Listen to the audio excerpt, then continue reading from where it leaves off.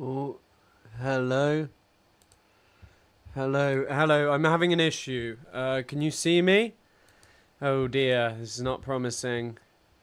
Oh dear. Oh dear. Am I really laggy? Oh dear. Not good. Not good. Okay, looks like it may be sorted now. I don't know. Fuck. Ah, it's hot. Sorry, just closing some stuff.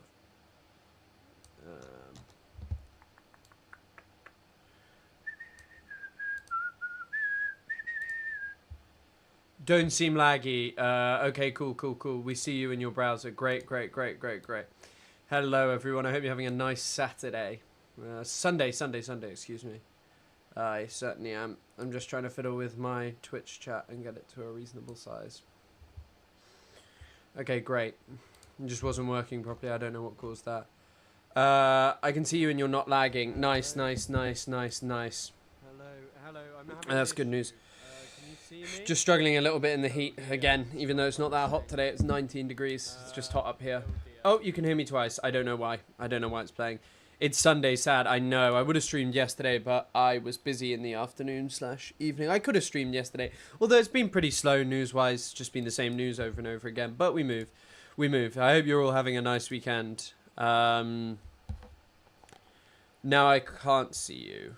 What? No, you can see me, surely. You're fine. You can see me. Shut up. Stop being silly. Stop being ridiculous. God, what was I going to say? Sure is a hot one. Boy, sure is a hot one today. I did watch Arsenal lose the Champions League final. No, my girlfriend got here on Friday, so I've been quite busy since then. Obviously, I just had to fucking drive to the airport. And then yesterday we spent the day together. We watched, and then I watched the football. I watched the end of the game. I didn't watch all of it. What is 19 degrees in freedom units? Really cold. Oh, you're shit lagged. Okay, I thought you were just winding me up. That's the trickery and the problem with dealing with all of you. Oh shit, I knew one thing I meant to add to the title, which I don't know how to add to the Twitch chat. Asmongold. Asmongold. Meltdown. Over Asmongold's meltdown. I'll add that to the YouTube title. I'm not sure I can add that to my other one. 66.2. Yeah, it's not that hot. Trust me. It's just hot in this room. I realized that this room's hot, and I think it's because my PC is just, you know, you got a PC running up here, you got lights running up here, that kind of stuff. It's not hot, no, you're right. But I did watch Arsenal bottle. I felt kind of bad for them. It was a pretty miserable way to lose. Lose like that, you know. Sucks to be them, but what can you do? What can you do? Jussie, first time catching the stream live. Wow, is this really your first ever time catching the stream? Incredible. I don't know how to change my Twitch title, which I would like to be able to do, but I just don't know how to do it.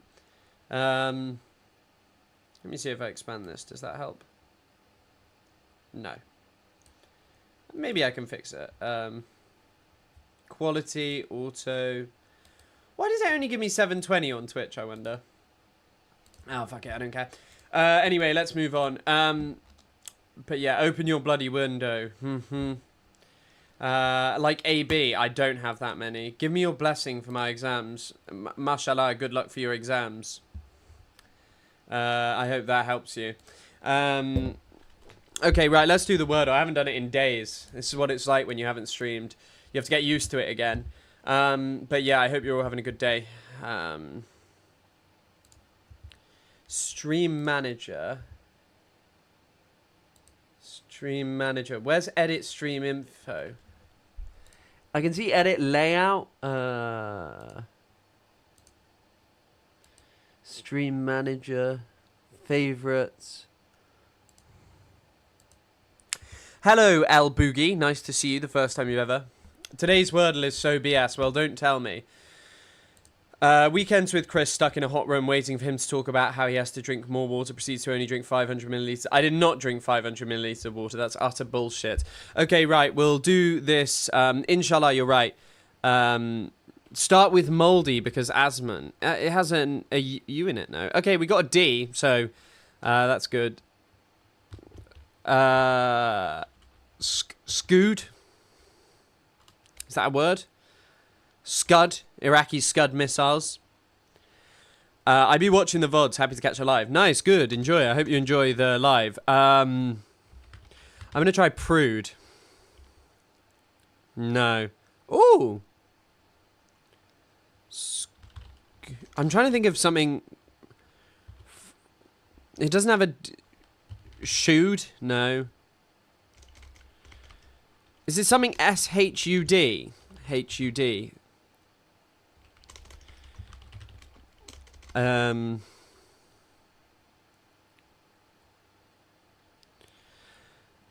Oh, fuck. Suede, I think you're right. No, but there's another E in it. So even though that was wrong, that was really good.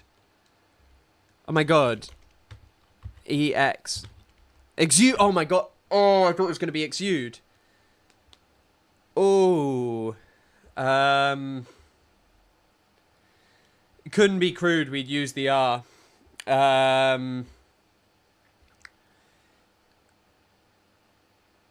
Abood, Azud, Awood, Etude. Etude? Is that a word? What on earth does that mean? Etude would have... Elude would have been the better. What on earth is etude?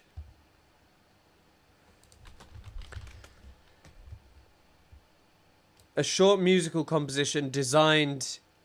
Etude? Is it etude? A short musical composition designed as an exercise to improve a specific technical skill or demonstrate the player's agility. I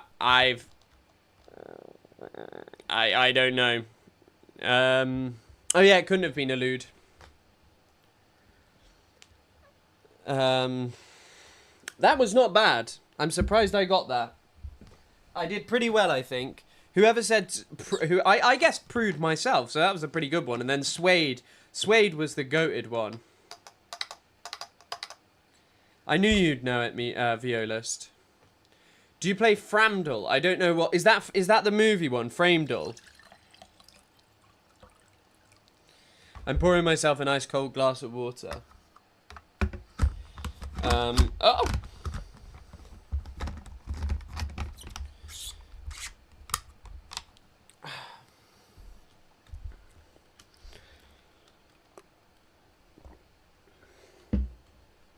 What's your thoughts on Five Nights at Freddy's? Fuck, it's so scary, man. I hate it when Freddy kicks you out after you've spent 5 nights there. One of the toughest things. Framedal. I can try Framedal, but I mean, I don't know if I've seen enough. Is it called Framed?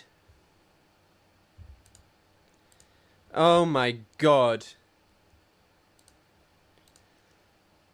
No, I think it might be...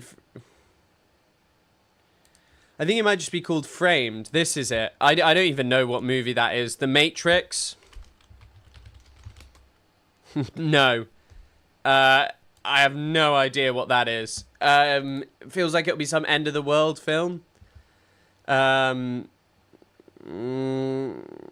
feel like this is some end of the world film. What's it called? Like Disclosure Day? I did see the thing between Cavernacle. Cavernacle seems like a much more reasonable guy. I actually I sent that deculturation guy a message, and I was going to ask him to come on because he really, really hates me. So I was going to see if he wanted to chat about why he hates me so much, but he hasn't responded to my email. Maybe he will, but... Is that Netanyahu? What's like an end of the world film? Judgment Day? Is that a film? Oh, I feel like I've seen this. Rush Hour? Rush Hour 2? Rush Hour 3? You got it. Oh my fucking god, it was Rush Hour 3. I knew I'd seen it. I recognized this scene. The one with the really tall Chinese guy. I think he fights Jackie Chan. God, title shot challenge. Okay. I didn't enjoy that as much. No. I thought it was like a, Cavanacle. Yeah, Cavanacle seems like a nice guy. What's your opinion on Bad Empanada? My opinion on Bad Empanada is he makes really good video essays, but as I've said before, I've never been a fan of the way he conducts himself on the internet, and I just think, like, I don't know. I just don't want to burn bridges with anyone ever and not being able to have a conversation with them. You know, I don't know. Maybe I'm just a different kind of person, that I'm not that combative and I won't just say things because it's funny or because, you know, I kind of want to do trolling. Like, I troll occasionally if someone sends me, like, a really outrageous message.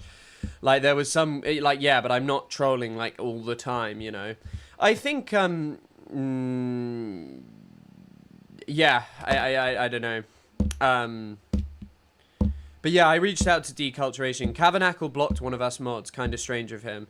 I don't know why. I mean, he's a nice guy. He really comes across as a decent guy, and I think he's quite level-headed. Yeah. What about the beef? I've already given my opinions on that. I'd feel like not relitigating that. But yeah, I don't know. I've already made it clear. Like, I've already made it clear what my opinion was. I don't really get the desire to say that word, even as like a joke, like just saying Zog stuff. I don't see the point. It's not like a serious topic of discussion, is it? And like, look, goy isn't like an offensive slur or anything. It's also just, you know, a thing that it's kind of framed as like a, you know, always problematic. Like, I'm not going to say that it's always problematic, you know. But yeah, I will add links for mods at some points.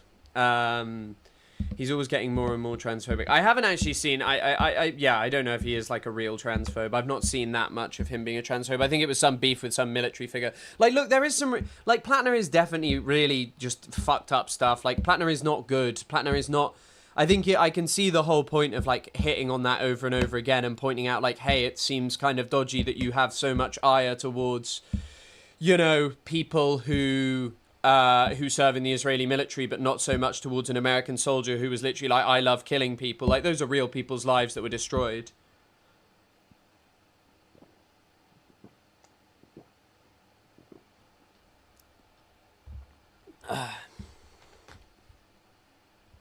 We are Charlie Kirk. Well, Charlie Kirk, I got some bad news about Charlie Kirk. He's passed away, mate. He passed away from an injury. He got a neck injury. They tried to Kirk me. I need some neck now. Saying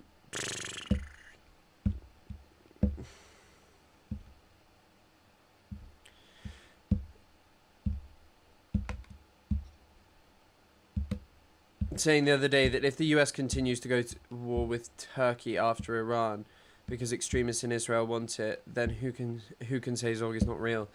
I mean, I don't think the US would ever let Israel go to war with Turkey. So I think that's the major thing. I mean, and the reason that I don't think the US would let Israel go to war with Turkey is because Turkey is a really important country for NATO, for the American empire, and also for generally things to do with immigration. Like, losing Turkey would be awful. Like, someone told me this. Erdogan has always threatened Europe with huge amounts of, like, just an influx of immigrants whenever it wants its own way. But it is growing a massive military-industrial complex in Turkey. But I don't think Israel has the capacity to go to war with it without the US. I really don't. The main thing for Israel is that its alliance with... Basically, there's a new thing brewing in the Middle East, which you don't see many people talking about, but Israel's obsessed with it. It's called the Ikhwan Axis, basically, or the Israelis call it that, which means the Brotherhood Axis. It pertains to... What the fuck? My phone just opened. The Ikhwan Axis pertains to Saudi Arabia, Qatar, the Turkey, and Syria, kind of. Sounds like you're tapping on your desk. Yeah, sorry, I am tapping on my desk. I'm tapping on it with this. I'll stop doing it. Many apologies. XX69 Harm Dog. 420. Thank you for your solid advice. I like your name. I think the biggest thing about Israel is that it sucks. I don't think you're wrong about that. I don't think you're wrong at all about it. Israel really is not a nice country. It's a very unpleasant country. Yeah, and that West Side Tyler guy is, you know... I saw some of the things where he was talking about killing people, and I find it very uncomfortable. Like, I really do. I'm not sure what to say there, aside from it is just really just disgusting stuff. Like, you're talking about killing real people. I don't know. It's mad to me. It genuinely is. And it's like, maybe I have some more sympathy for someone like Brace Belden, because Brace Belden fought in the YPG. He wasn't fighting in the American military. But yeah.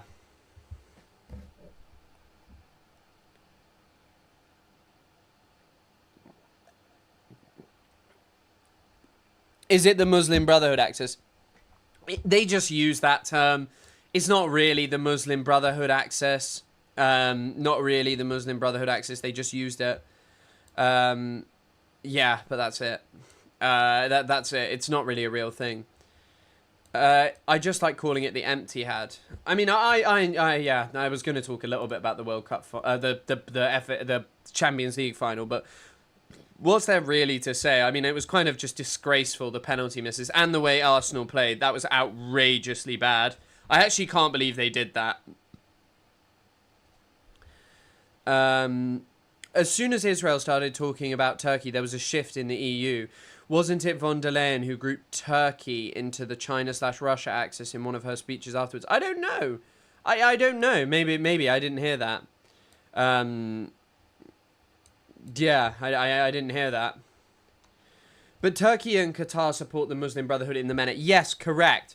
Well, yeah. Basically, during the way that this emerged is during the Arab Spring or the Arab uprisings, whatever you want to call it, because the term Arab Spring is perhaps incorrect. Anyway, during the Arab uprisings, basically, people, Turkey, Qatar mainly actually, really supported the people uprising, whereas Saudi Arabia and the UAE didn't, because they were worried it was going to be democracy, that it was going to bring about democracy, and they didn't want that. Whereas the Qataris thought that it would be good because the democracies that were emerging would have been led by the Muslim Brotherhood.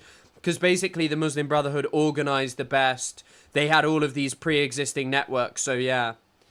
Hello, Butterfan number 1. I hope you're well. Boycott FIFA. What the hell are you talking about? Gianni Infantino is based as anything. I really like Gianni Infantino. Love a bit of Gianni Infantino.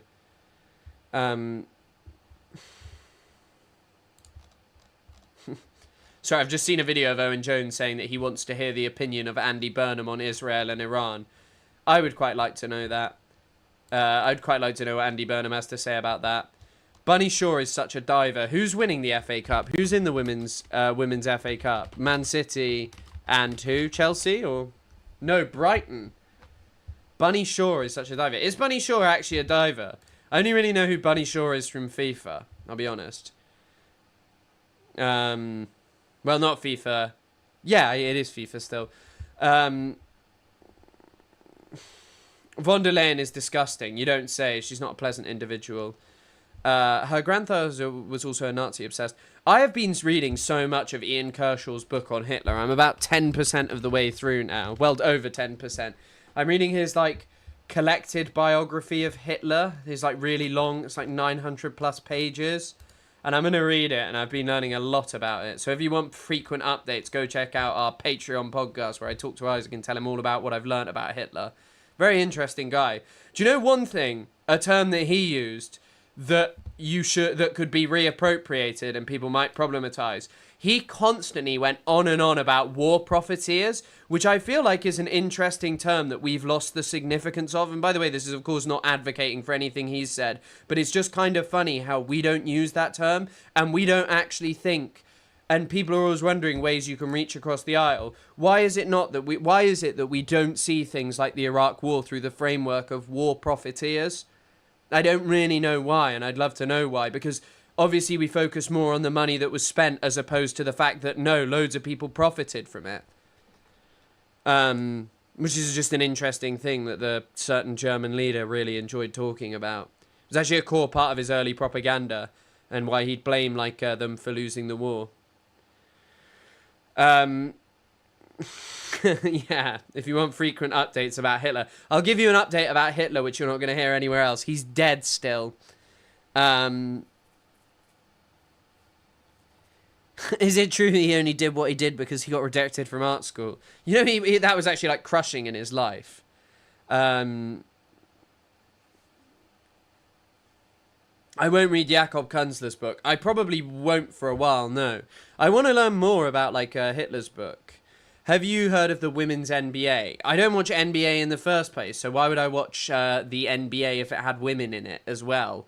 I'm not watching it if it's got men in it. I'm not going to be watching it if it's got women in it. I don't like basketball. Full stop. I hear that term, the US, somewhat often. I remember it constantly being used to describe Cheney and friends. I don't hear it. What about US are the definition of war profiteers? Yeah, of course they're the definition of war profiteers.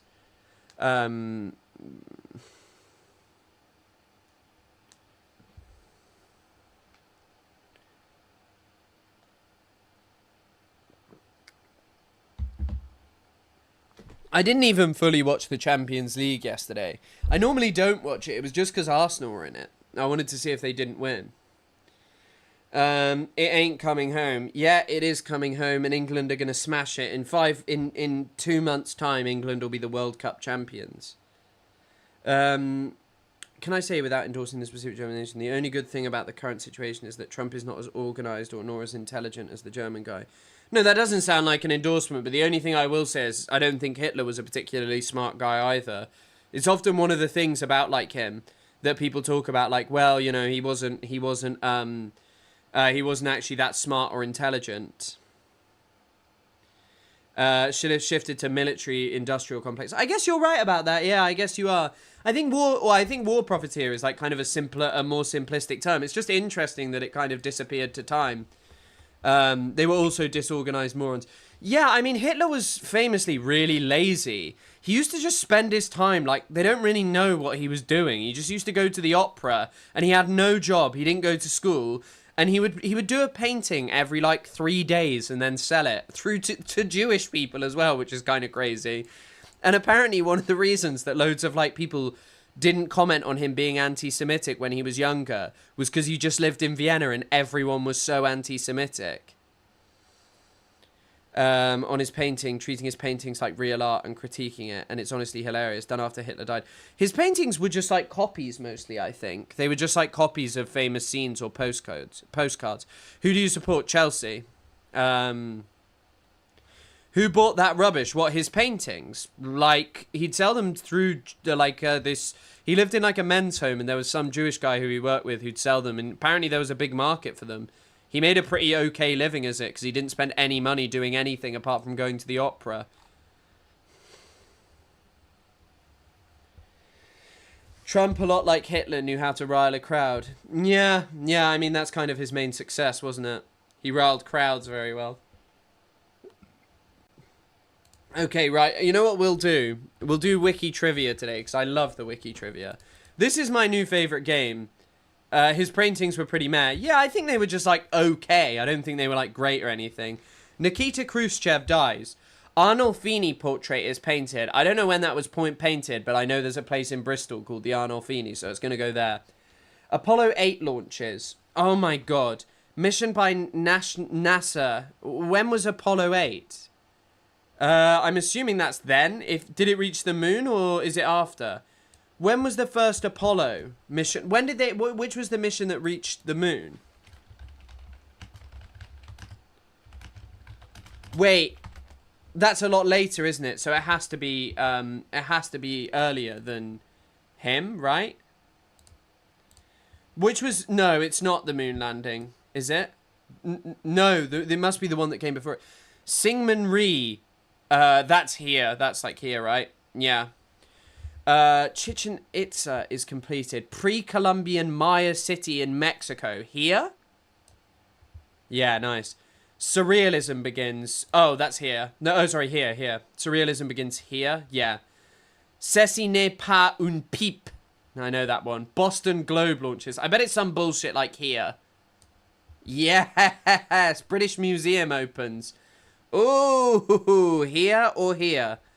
When do you think it reaches, it's there? When do you think it's there? I much prefer this to Blossom, though. I think it's more fun. I think it's like, you know, and it makes me think a bit. Whereas, I don't mind Blossom, but I just prefer this. They tried to kirk me. I'm in a pack now. The British Museum of Stolen Artifacts certainly does have an impressive collection of stolen artifacts. You've got to hand it to them. When do you think it is launched, though? Here or here? Which one do you think it is?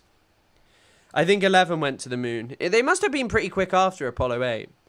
When did it start stealing shit? Well, that would be like 1800. Did you try the new James Bond game? I don't know if it's racist to ask an Englishman, but I still wanted to do so because I just finished it and it's actually very good and so surprisingly good politics. No, I haven't played it. Maybe I will. I used to love like Quantum of Solace and Casino Royale when those were out. They were really good. Those games were goated. But no, I haven't had a chance to play it. I haven't had a chance to play anything. I'm not allowed to play games when my girlfriend's here. Yeah, I'm going to go pre-1872. I didn't realize it was that early. Oh my god, when did the Safavids begin? Here or here? I'm going to go here. Yes! Mini Hatch debuts. Oh my fucking god. When did the Mini Hatch debut? I'm disappointed that Harry Maguire isn't going. Good morning, Chris. Allez, PSG. Allez, le bleu, le bleu. Where do you think Mini Hatch goes? 1449. Is that when you think the Mini Hatch was created? Jesus, Mahdi. No, I'm joking. I know it's not that. The old way to show strength militarily was the stockpile of munitions is out the window. This is because the USA spent 10 years of production in 10 weeks. The new way to show strength is more about how much you're able to produce. Not how much you have. Thoughts on this, Chris?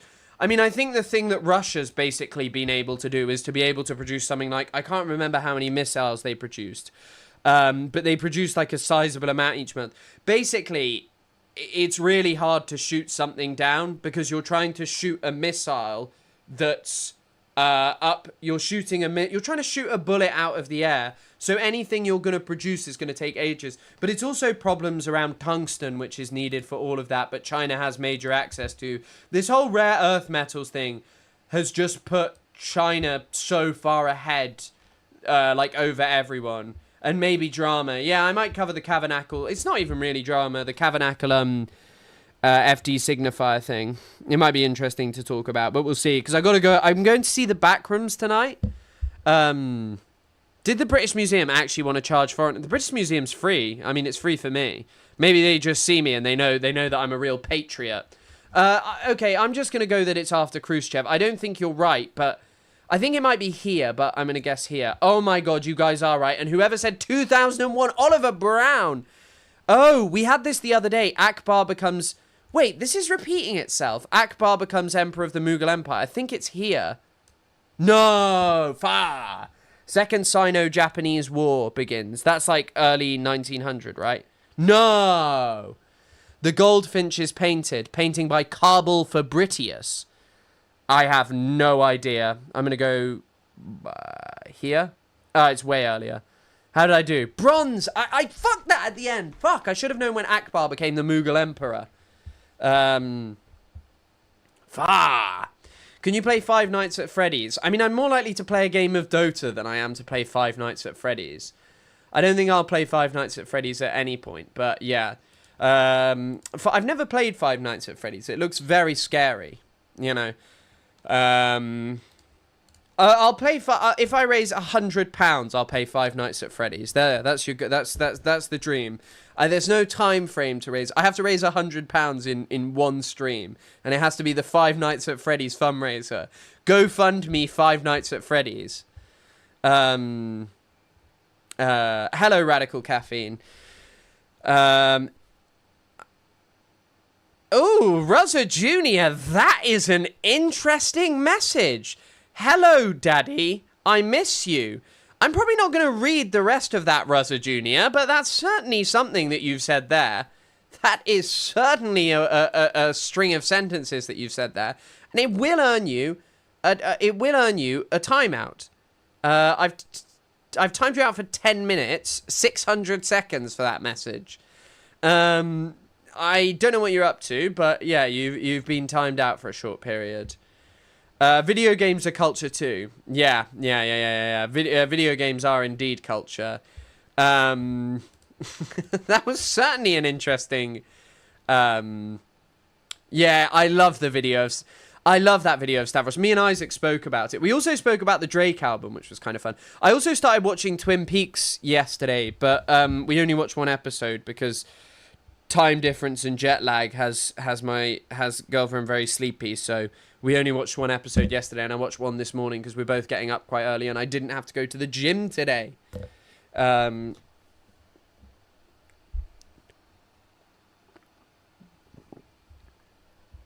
Could that be the most crazy thing we've seen in Twitch chat? I mean, I think it's up there. Yeah, I think that's probably the most thing.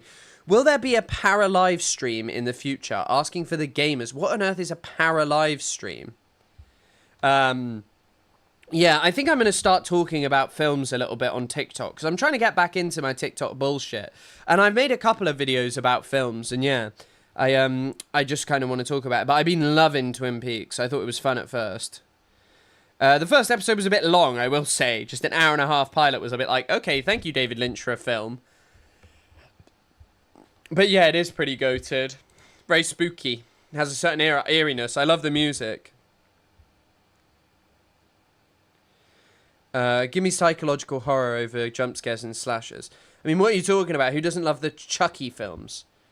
Similar to a country. I have an unrelated question. Iran is internally dealing, similar to every country, with racism, which a good chunk comes from hate-selling idea of Iranians being Aryans to the original Reza Shah.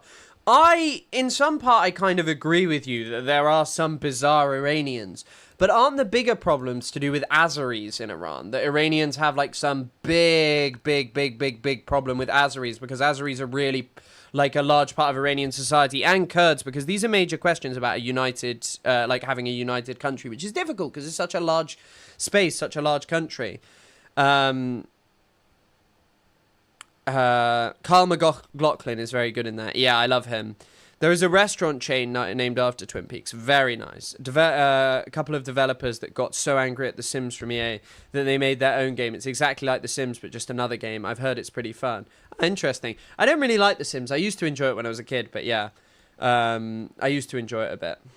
And Baloch. Yes, Baloch is a big problem. I remember when there was like an escalation in tension between the Iranians and the Pakistanis bombed Iranian Baluchistan, and then the Iranians responded by bombing Pakistani Baluchistan. I think the Baloch region is also the place with the highest child marriage in Iran, if I remember correctly. It's one of the regions where it's actually like a more sizable of a problem. And I assume that's just because there's way less government authority and way more poverty there. I feel bad not knowing how to pronounce Celtic names. Yeah, my name's just Chris, mate. That's just how you say it. See it as you spell it. Idiot. Nah, I'm joking. Joking I am. So is this some new game, Paralives? Oh, it does look kind of interesting. r/life simulators. This is my favorite Reddit. Hey, I bought Paralives today and I played around a bit. Character creation is cool. I thought it kind of lacks in the clothes department. Okay, I'm not reading any more of that. I'm not reading someone's Reddit post about why they like a game I've only just heard of 30 seconds ago.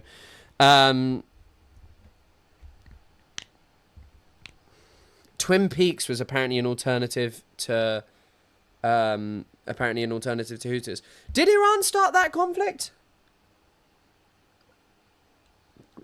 Yeah, it's like, I remember when I was talking to this idiot guy who was like, Islam is responsible for child marriage, because if you look at the highest amount of child marriage, it's mostly in poor countries. It's mostly in Islamic countries, but if you look at them, they're basically all failed states. Like, every single one is a failed state. Also, I didn't even see this, so Keir Starmer's nationalising some of the railways. Keir Stalin is real. I promised we would fix our broken railways. Today, Southern Thameslink, Great Northern and Gatwick Express return to public ownership. Run for public good, not private profit. That's actually quite good. Okay, I don't need to see that video. Thank you very much, Twitter.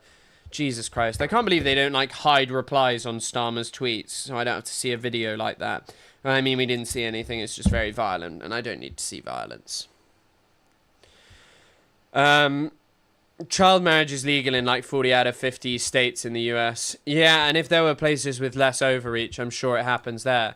Like, Utah's a place where child marriage happens a lot, right? It was a big thing of a couple of pedo guys of the FLDS getting away with it. Warren James, right? That's his name. Yeah, and of course there's child marriage in the USA, of course. It's just some idiocy from some idiot. Oh my god, by the way, I am really obsessed with this video. If it wasn't Channel 5, I'd actually have watched more of this. Because this is the Free Chud the Builder rally. I want you to have a listen to the level of racism. Like, this is, like, look, this is not gutter racism. This is some high-level race science kind of stuff. Listen to this guy who used to work for fucking Charlie Kirk, who we need to have a national day of mourning for. What's your last name? Kozak. Kozak. Liam Kozak. Kozak. Is your family Ukrainian? Yes. You're Ukrainian Jewish? Yeah. Dude, I knew it, man. The Jews are always trying to push a liberal narrative in this country. You think so? Oh, absolutely. How on earth do you recognize that someone is Ukrainian Jewish from their surname Kozak? Because it's from Cossack? Or is that it? But Cossacks weren't all Jewish, no? Incredible levels of racism. 100%. They're behind every left-wing radical organization. They're funders of the BLM. They're funders of every Marxist movement. I worked for Charlie Kirk for 2 years. Look at that photo of Charlie Kirk. It's so funny as well that, like, Charlie Kirk was, like, just revered as some great friend of Israel, and this is some guy who was employed by him. And he said that right before he was killed. One of the reasons that got him killed. He started to expose AIPAC, started to expose Zionism, started to expose the state of Israel. So, Are you a Christian or are you a practicing Jew? I'm neither. I didn't grow up with Judaism in my family. So you're an atheist Jew? Yes. So you're a Bolshevik? Why would I be a Bolshevik? Well, your last name's Kozak. You're an atheistic Jew. I mean, you fit right in with communism. Leon Trotsky. Do you really think that there's like a correlation between my last name and what I believe? Well, obviously. The things that you're espousing are the same things that were espoused by Vladimir Lenin. This is kind of a Marxist ideology that seems to run deep within atheistic Jewry, and I don't understand that. But why have you come to the value system that you have come to? Was that the... I was saying to Isaac that one of the crazy things to think about, and the more I learn about Hitler's early life, the more I feel this is true.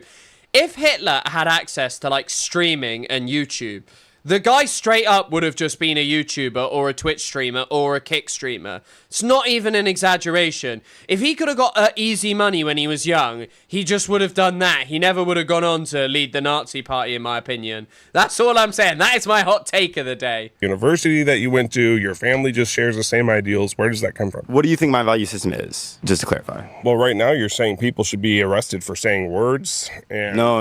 I'm saying attempted murder. By the way, this Chud the Builder guy shot someone, and also he roams around calling people the N-word in the streets. Should be. That was I know, but you didn't argue that point. That's actually the only point I argued. No, you didn't argue that point. You did argue that it was premeditative. Yeah. So I'll give you that, but your argument wasn't very good. Well, I want you to know that I also hate the state of Israel. I actually just came back from Palestine, where I was staying in refugee camps. Oh, dude. Yeah. As it turns out, it's no longer Judeo-Bolshevik, it's just anti-Israel, uniting everyone in the world.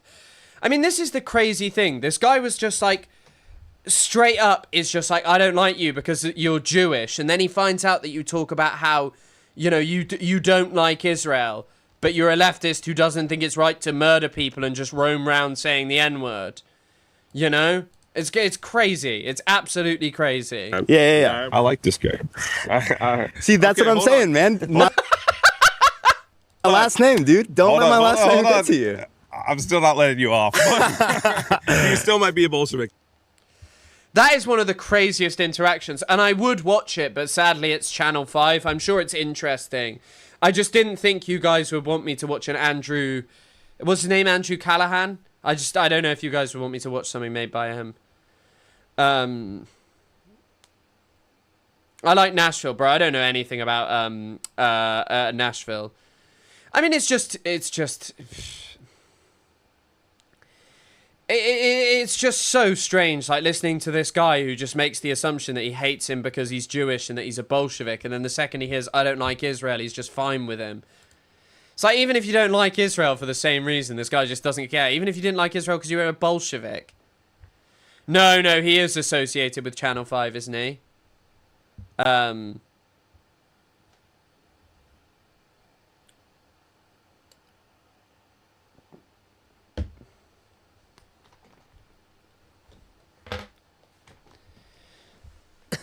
don't know. I don't want to widen my tent to include this guy.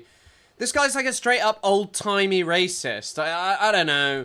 Like, great, you don't like Israel, but you're also here, like, preaching about Judeo-Bolshevism. I think I'm good, bro. Do you want us to watch through Twitch or YouTube? What's better for you? I mean, it makes no difference to me. It makes no difference at all.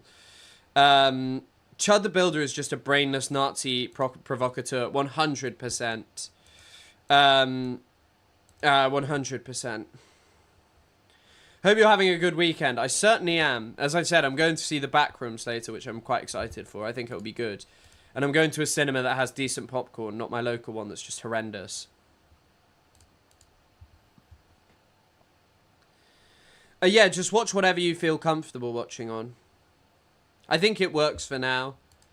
Yeah, watch on both. Watch the ads and become members on everything. That's my command.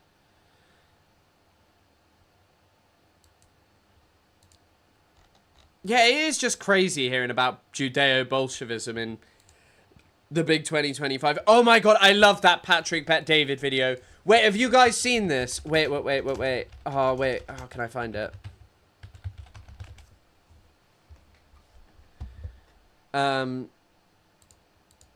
This is it. Wait. Watch this. So this is Patrick Bet David communicating with CoffeeZilla about, like, gambling. Sponsorship money. And so our strategy changed where we said, we're going to do sponsorship of products that we run because I'll take responsibility for product that I'm running because I'm the CEO. Okay, quick question there, though, because I'm looking at your show right now. It says Kalshi on your thing, the sports betting, they do prediction markets, Kalshi/PBD. Are you guys partnered with them, and what's that about? Well, remember, Kalshi is not my, title sponsor. They're a platinum sponsor for the Vol Conference. And remember what I told you. We said we're going Fortune 1000, Fortune 2000. I don't have a problem going with companies that have names, but I'm not going to go with companies that are not names. And Kalshi happens to be a company. Okay, I was just misunderstanding it because you. That is my favorite defense. They have a name. Is a numbers guy? A numbers guy's the thing he loves saying. Said you didn't do sponsors on your show. No. Kalshi is a vault sponsor that a part of it is the podcast. So if you come to the conference, you would see a massive booth for them. Okay. Because they're one of the platinum sponsors. Okay. And also remember the rule. They have to be an established company. They're an $11 billion company that's a well-known company out there in the marketplace. And me having a podcast that I'm always talking about politics and we talk. Are you into the gambling stuff? I mean, I don't want to go too long, but are you into the gambling? You push that now, or I'm not? If you know my profile, I'm not a gambler. I'm not a guy that gambles. But okay. These odds nowadays, they tell you more insight.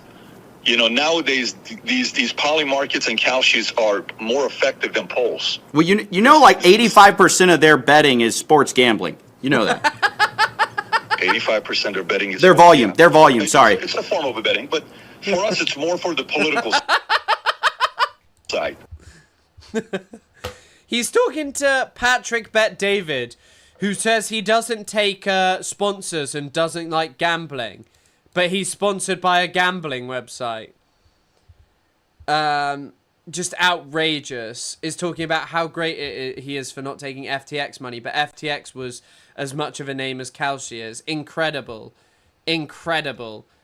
It's just outrageous. I don't want to. Also, by the way, look at these bot comments from Twitter Blue users. Bro is trying to catch his brakes on a great man. Kind of a piece of shit move. PBD will handle this correctly. Stop jumping gun on this shit. Isaac and I are just, yeah. If you're wondering how Isaac and I prep for the podcast, we just watch a Patrick Bet David video and then we're all prepped and we're all good. We're ready to entertain or value-tain you guys, whatever it is. We do that. He's also a big Pahlavi supporter. Yeah, Pahlavi does appeal to very, very silly people. So, yeah, it doesn't surprise me. By the way, I did really enjoy this clip of Hassan interacting with this Charlie Kirk fan. Charlie respected that.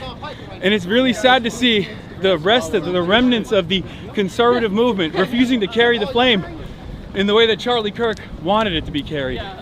I, on the other hand, do carry that flame because we are Charlie Kirk. Discussing things like America deserves. We carry the flame.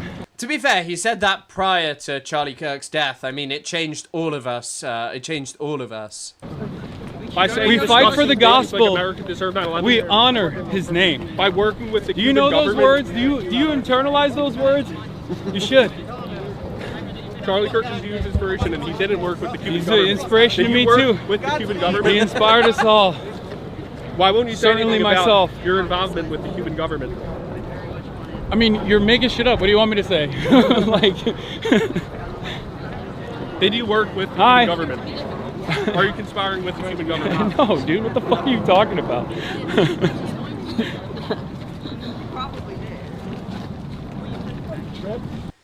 I for one am very, very, very, very, very, very, very sad about what happened to Charlie Kirk, and I do think about him every day. Yeah, I was even discussing it on the podcast once again. He's so good at turning it back on them. I don't know. I've never been accosted by anyone in public. There was some guy who kept saying he was going to kill me, but he never found me. And one time a guy shoulder barged into me, but I'm not sure if he wanted beef. I only ever get accosted by nice people who are like, oh, I like what you're up to, Chris. You're so tough and you look so strong for your age. But yeah. You carry the flame. I think I do more than most people. Yeah, I mean the Delaney Hall stuff is fucking horrifying. I think friend of the show James Ray was there. I think we might do a podcast with him again soon. Not 100% sure, but yeah.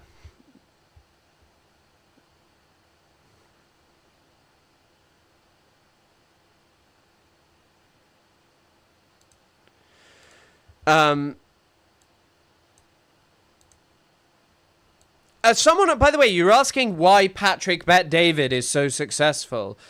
I think people kind of like stupid people. I mean, I think it's as simple as that. And I don't know. Patrick Bet David offers very simplistic analysis of the world. And I think people just kind of like that kind of stuff, you know. People want simple answers. They don't want complex answers. It's why left-wing politics is generally much less appealing than right-wing politics on the whole, because a lot of people very interested in left-wing politics are often quite intelligent people who aren't always the greatest orators. And left-wing populism is only really something emerging more now. I don't know. And it's also not as kind of cultivated by mainstream media. Charlie Kirk would have ended the Israeli apartheid by now if he was alive. Yeah, I think you're probably right about that. I don't know what Patrick Bet David really is up to. I've just seen clips of him every now and again. I'm not familiar enough with him. When Patrick Bet David gets uncertain about something, he asks his co-host Vinny to ask Grok about it. He says he only trusts Grok and ChatGPT because he is a numbers guy. That's where it comes from. But he don't like Claude because he thinks it sounds like a woman's name. That's not true. That last part cannot be true. The vid where Hassan invited the Chapo boys to his house to watch Valuetainment and PBD asking his guests, "Are you gay?" is more effective at curing my depression. I've never seen that video. I've never seen that video. I don't know enough about him. Claude is a woman. Well, Claude is not a woman's name. Claudia is Claudia is a woman's name, but Claude is a very masculine name. It's a very French name, which is a reason I can understand not to like it. I mean, there will be Kirk didn't appoint a successor. That's the kind of thing. But Grok and ChatGPT are wrong all the time. No, they're not. Grok and ChatGPT are right about everything. Claude is woke to him. Yeah, he saw that video where Claude was like, I hate killing people. Also, apparently Chelsea are trying to target fucking Jared Bowen. You need to watch the video. You will understand valuetainment mindset. I need to watch that. Just watch Stav. Yeah, I love that clip of Stav and Hassan. I really did enjoy that. I did want to watch this because I've not fully seen this. I've just seen people talking about the clip, but it sounds pretty outrageous. So this is Mamdani explaining why he will not attend the Israel Day Parade.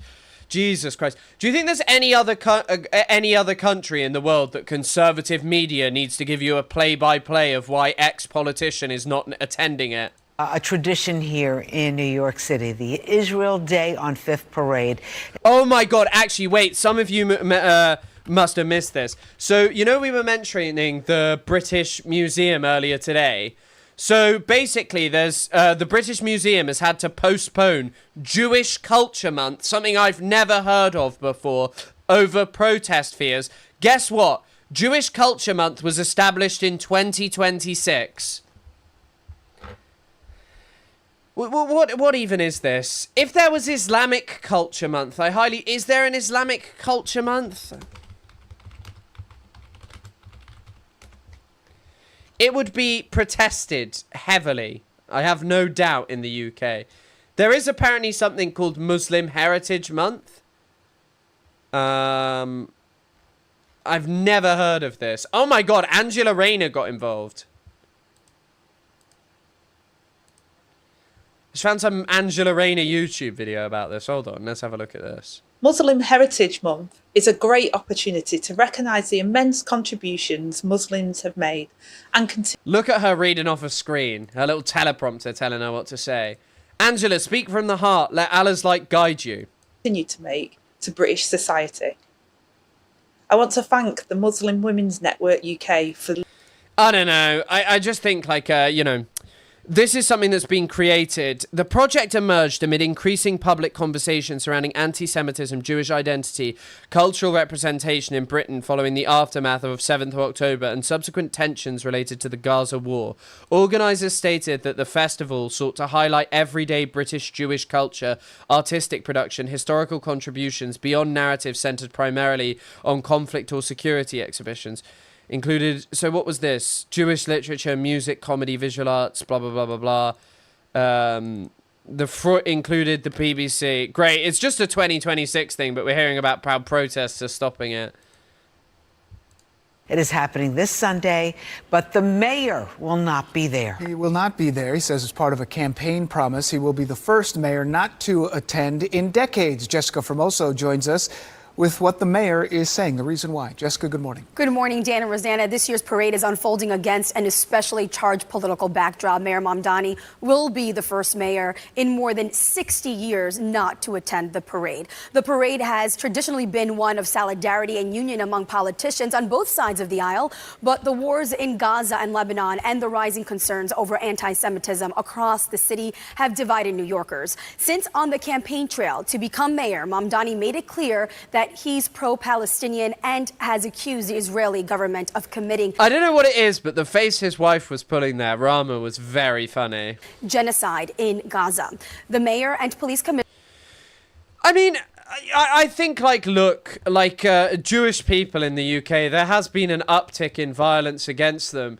But almost every attack carried out against Jewish people, whether that's in Bondi, whether that's in the Manchester synagogue, has been carried out by someone who's sworn allegiance to the Islamic State. The Islamic State is the only transnational militant terror organization that has declared that people should do lone wolf attacks. You know, Hamas, Tree of Life synagogue, Hamas actually condemned the Tree of Life synagogue attack, And they actually, by the way, they offered condolences and condemned the attack, noting they could relate as being victims of Israeli terror. This is genuinely true. It's on Wikipedia. It must be true. I didn't actually get it from here, but it is on Wikipedia. The Times of Israel noted it. Really interesting. Do you know what as well is really interesting as about Hamas? And I learnt this week. Or I've never thought of this way, and I've never heard someone talk about this. If you look at when Hamas stopped doing bombings inside of Israel, it was literally as the political space opened. So this kind of thing of, this kind of thing of like how the political space was closed, and this whole argument that the Great March of Return really pushed Hamas back towards militancy. I don't really doubt the truth of that or the veracity of it. It's so obvious that they couldn't do it. The majority of the rise in anti-Semitism is just anti-Zionist pro-Palestine speech as the organizations collecting the data admit themselves. E.g., yeah, I 100% do agree with you about it relates to skewed data / kind of like manipulated data. But like also, I think it pertains to this disconnect and these problems that our governments are having of like, the way that Israel is treated, the way in which we kind of just have to venerate this state, the way in which there's like, a discussion about whether a mayor should be attending it. And I don't care about people's feelings about Mamdani. It's a great point that like, during the thing, it was deemed outrageous that he was like, I'm not going to visit Israel. Like, what is that? Is it really surprising that people are making outrageous connections? I would like to combat those. I would like to tell people, hey, it's not the case that Israel is like this evil, demonic state responsible for every ill in the world. Of course, it is this heinous state engaged in barbarism, but you too, your states are 100% like that. But I think that like what ends up producing that in part is the fact that, you have like the Labour Party in the UK, ostensibly left wing, that is literally derided by Zionists. And so was Biden, by the way, for not doing enough for Israel when these people literally gave Israel full cover to do genocide. Like, I'm sorry, this is crazy. Commissioner Jessica Tisch talking security preps for the parade on Thursday. Tisch, who is Jewish, will be attending the parade as she is this year's Grand Marshal, clearly noting their different political views. The mayor says despite his personal feelings about Israel, he will still be involved in making sure the parade is safe and secure. I said on Israel, by the way, Israel is definitely a bigger symptom of a colonial sickness, 100%. But like the whole thing about Israel controlling America, I think we need to move beyond that debate because yes, obviously America is the superpower, what have you. But still, Israel's relationship with America is straight up weird, and we need to talk about the different reasons that those who dominate American society, whether liberals, evangelicals, right-wingers, left-wingers, whatever, still swear this undying loyalty to Israel, I think it's just something that has to be talked about. I look good in that suit. Is my head covering Zoran's, or was my head covering Zoran's? I do apologize. Handsome chappy. The campaign trail that I wouldn't be attending the parade, and I've made my views on the Israeli government abundantly clear. And I also said on that same campaign that I would have a responsibility as the mayor of the city to ensure the safety and security of each and every New Yorker. And I'm incredibly proud. And yeah, he should have fired her ass. And I think also the disappointing thing that you can even hear in there is Israel. The Israeli government. He didn't say Israel, which is what you should have your problem with. I don't give a fuck about the Israeli government. Netanyahu's bad, yeah, sure, but I think the problem is this is a way broader problem. I told you guys I read this brilliant article this week about when I was supposed to be working. Hold on, I should fish it out because I don't want it to actually just be lost to time. No, that isn't it. I need my... Shit. I've been a fucking moron and I've lost what I needed. Stream prep 31. Stream prep.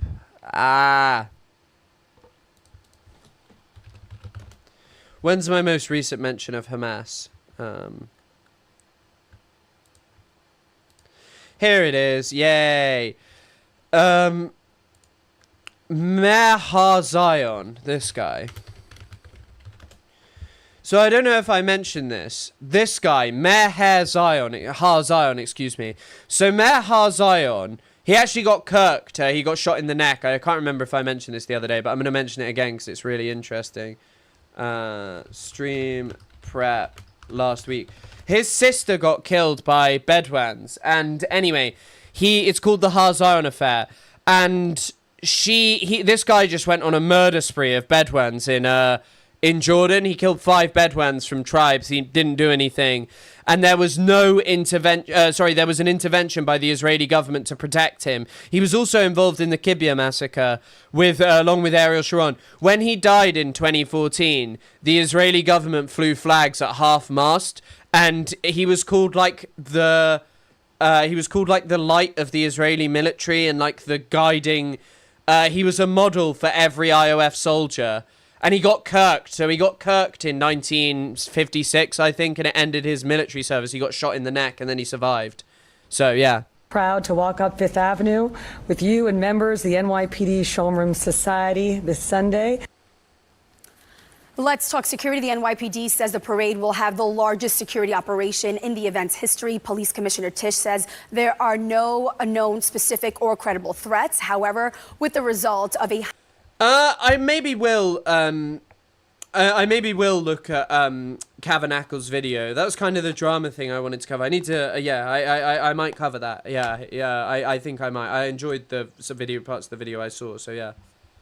And you know what? I've actually written out I think, as I've told you guys, I'm going to go back to making long form video kind of stuff. And I think I'm going to make a video about like Israelis love mass murderers.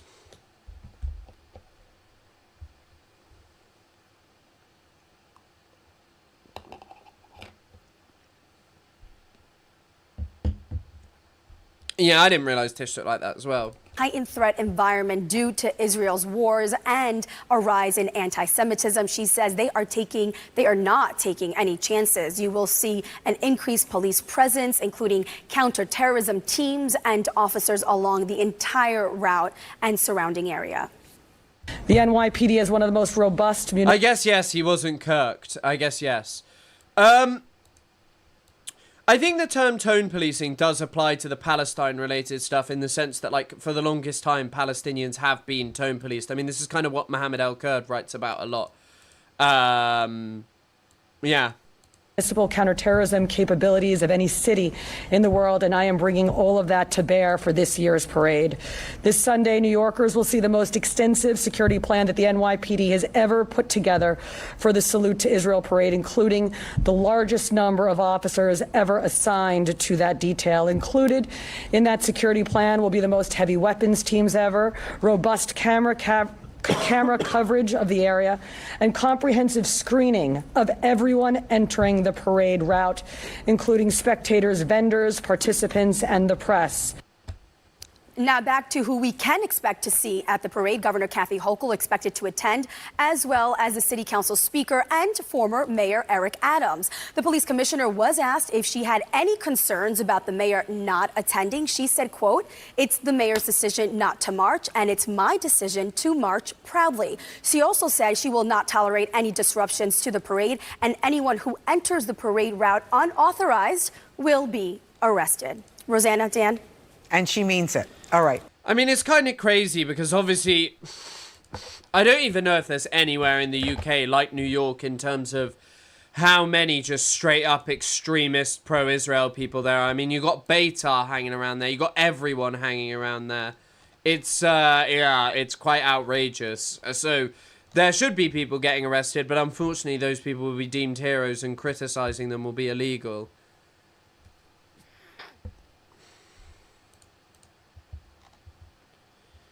Eric Adams, why isn't Eric Adams in Turkey where he belongs? Because he's busy. He's otherwise engaged. He has to come back to celebrate Israel. Yeah. I haven't heard the lapel mic thing. Is that the guy playing around with his t-shirt?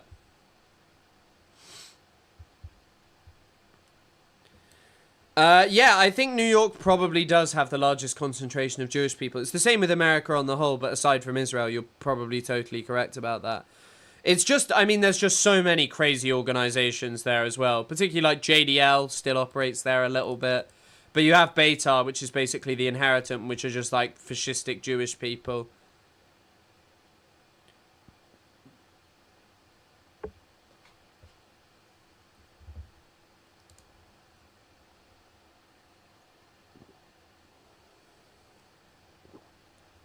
Ugh.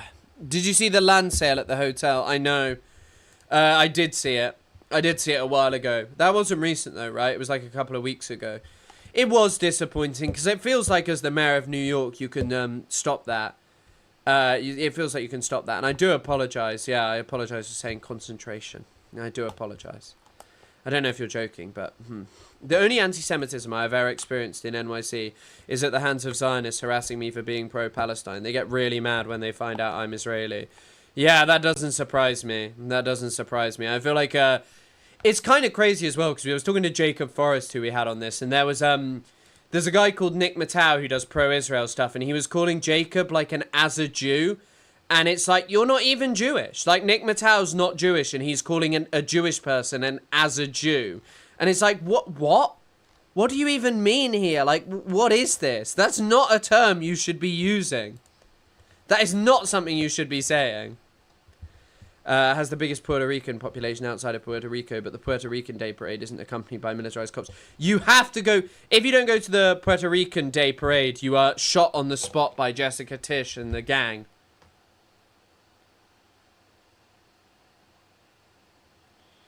Oh, Stephen Paris, thank you for the £20 donation. I don't know what you're watching on, but thank you very much. Incredibly kind. I'll start making that flash up. No, so basically, it's a Zionist term, the as a Jew thing, where they go as a Jew to say to someone who's like pro-Palestine, who they go, oh, you're saying you're as a Jew. You're saying you're as a Jew. You like, they're saying you're using your Jewish identity and going like, as a Jewish person, I do this. And it's kind of like, yeah, it's kind of outrageous that as a non-Jewish person, you're sort of saying that.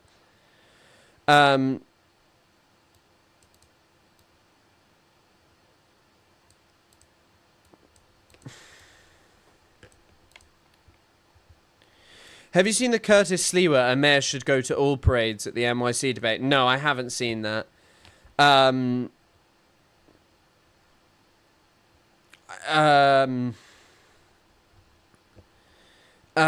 It is the same as Pahlavis when they see an anti-war Iranian. They called me so many slurs from F-word to Arab. Yeah, I mean, a lot of the things that the... I'm not going to lie. Like, those people, like a lot of those... anti-IRGC Iranians are outrageously crazy. Outrageous. Like, their behavior is just horrifying. And the fact that, like, you know, loads of these people had this whole, like, whining session, right-wingers of, why don't pro-Palestine people go to these protests? It's like, fuck do you mean? How am I going to go to a protest of people who are, like, flying the Israeli flag? It's not even a safe place for me to go. I don't want to see an Israeli flag at a protest. I appreciate not liking the Islamic Republic and calling out the Islamic Republic for things that they've done. But genuinely, fuck that if you're telling me I just have to go to a protest that's, like, pro-Israel. No, I'm not going to that. I'm not doing anything like that. And yeah. Do you not know about this? It started a long time ago. The Shah used to claim that Ayatollah Khomeini was an Indian because some of his family had lived in India. A gay Indian, I think, is what they used to call him. And they say that they've been occupied by Arabs, which is just objectively not true. It's a country in the Middle East, North Africa region. It would be shocking was there no Arabs because of the way in which trading used to work. Like, yeah. What are they even protesting? All Western governments are against the Islamic Republic. Because genuinely they believe if you don't kill every Iranian who lives in Iran, that then you're too pro the Islamic Republic. Also, there's just been a strike at an Israeli military base. On the bright side, the majority of NYC hates Israel at this point. I mean, I think the majority of people really don't want anything to do with Israel. I really do. I think even if you're kind of like, I think even if you're kind of a bit more, a bit less political, a bit on the less political side, that you're probably not someone who's going to love Israel. You know, you're just someone who's not going to love Israel. But yeah, incredibly kind from Stephen Paris. Thank you so much, Stephen, again, for the £20 donation. FT is now trying to compare Tabernacle to be just because Tabernacle made videos critical of Israeli society. And Tabernacle expressed disappointment because him and FD had collaborated before. And as Cav said, FD could have just messaged me privately. I mean, that is true. Afternoon, cuties. Big smooches to all. Hello. The international... the international Gasano class. Now I think only Pahlavists love Israel. Yeah, I mean, it would be interesting because I do know inside of Iran, like, it's not like unbelievable that some Iranians do like Israel even inside of Iran, but it wouldn't surprise me if there's issues. There is also, by the way, the other thing that I think the Israelis and needs to be discussed is like how the Israelis just proudly talk of, yeah, we had like Mossad trained operatives operating inside of Iran, because the disastrous thing is kind of like, you know, when you turn a protest militarized, the thing that the Americans and the Israelis openly talk about is how they want to collapse the state into a civil war, which will be disastrous. It was disastrous for Syria. It capitalized, by the way, on really, really, really real anti-Assad sentiments and genuine protests for desire of change in the country, you know. It's just outrageous.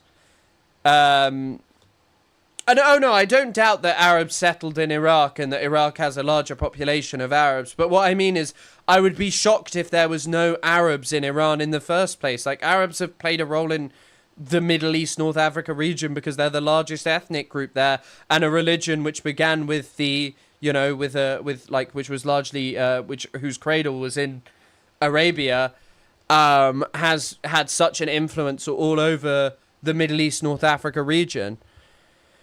And yeah, I do know that there are some Lebanese people. It's kind of crazy. I mean, by the way, that's something Israel has always sought to do. Israel has sought to pressure Beirut by causing a huge influx of refugees to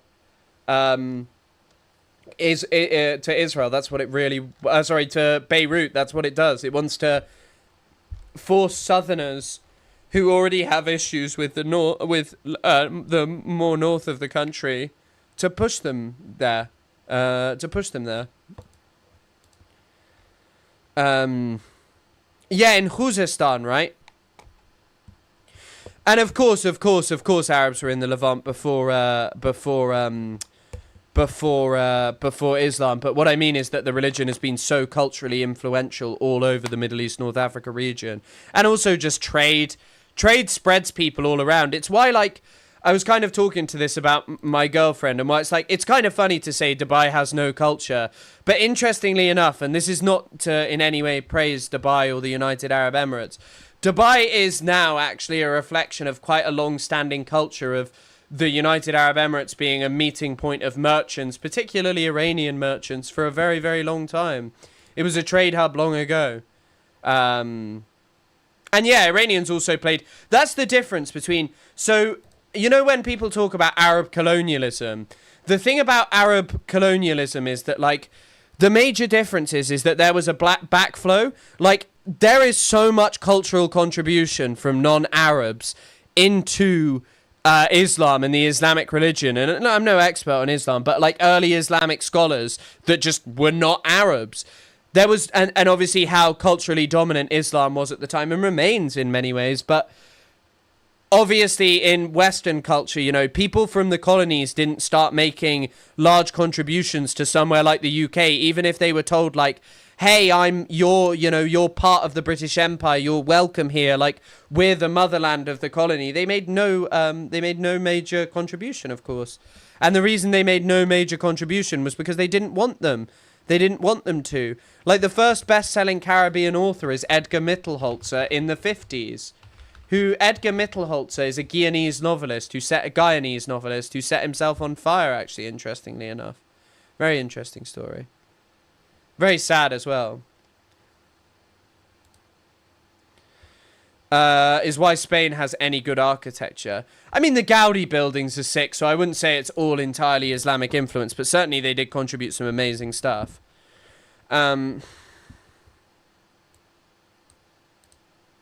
What did the Tabernacle say that you didn't like?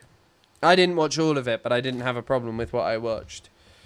And yeah, by the way, I'm not singing the praises of the United Arab Emirates, by the way. I'm just saying, like, this idea that it has no culture is kind of farcical. I mean, it is also part of Oman, really. And the Trucial States were created in Britain's image, but it does have, like, this historical culture as well. You know, there was, by the way, like, the Gulf is such an interesting region because it was dominated by, like, a tiny, tiny, tiny amount of people there. Like, a really tiny amount of people who were there. That's it. A tiny amount of British officers basically controlled the Gulf for a really long time. Like, just a handful of them. I used to live in Bilbao in the north, and my eyes, it does not compare to Sevilla and Granada. True, yeah. Yeah, Gaudi's buildings are so good. Yeah, admit the Gaudi buildings are good. Yeah, I love the UAE, and I'm a big UAE fan. Big Emirati fan. Someone said something interesting. Exactly, there were multiple hubs in Muslim empires. Baghdad, Damascus, Egypt, Marrakesh, each had their own contributions. It's the interesting thing about how we also kind of perceive. We always kind of perceive, and we all repeat that lines drawn on an empty map thing. But by the way, it like, the nation state maybe isn't entirely natural. But one of the things about the nation state is it really surprising that these nation states sprung up around these linguistic cultural centers like, you know, Damascus, Baghdad, or wherever, you know, they would have sprung up probably anyway. It's not that outrageously surprising, you know. Yeah, colonialism in the Gulf was quite unusual. The only reason the Gulf actually changed is because they discovered oil there and they started having to give permits to way more people. Behave on the accent stuff. Made concerns how the can left self-censor when describing material reality in Israel due to concerns about optics. He makes the correct point that tone policing is relevant to those giving solidarity while specifically not advocating for leaning into bigotry to generate attention. Yeah, I mean, I that's probably like the point I've made, you know, like I think that's an interesting commentary. Yeah. I also forgot my hay fever pill, which is sad. I can't remember enough about the Gulf, but the Gulf is such a wonderfully interesting region because we kind of view it as like this static, like boring place, but it's so dynamic and interesting. It's crazy as well how, you know, it was just created in Britain's image in many ways. They picked parochial, inward-looking leaders, in the words of Rosemary Zahlan Saeed. By the way, if you want to read something really easy and simple, which is available online on the Gulf, Rosemary Zahlan Saeed, and it's quite interesting because a lot of it is incredibly influential work. She wrote something called The Making of the Modern Gulf States. Really, really highly recommend. Freely available online. Only 144 pages as well. I can drop a link if you want.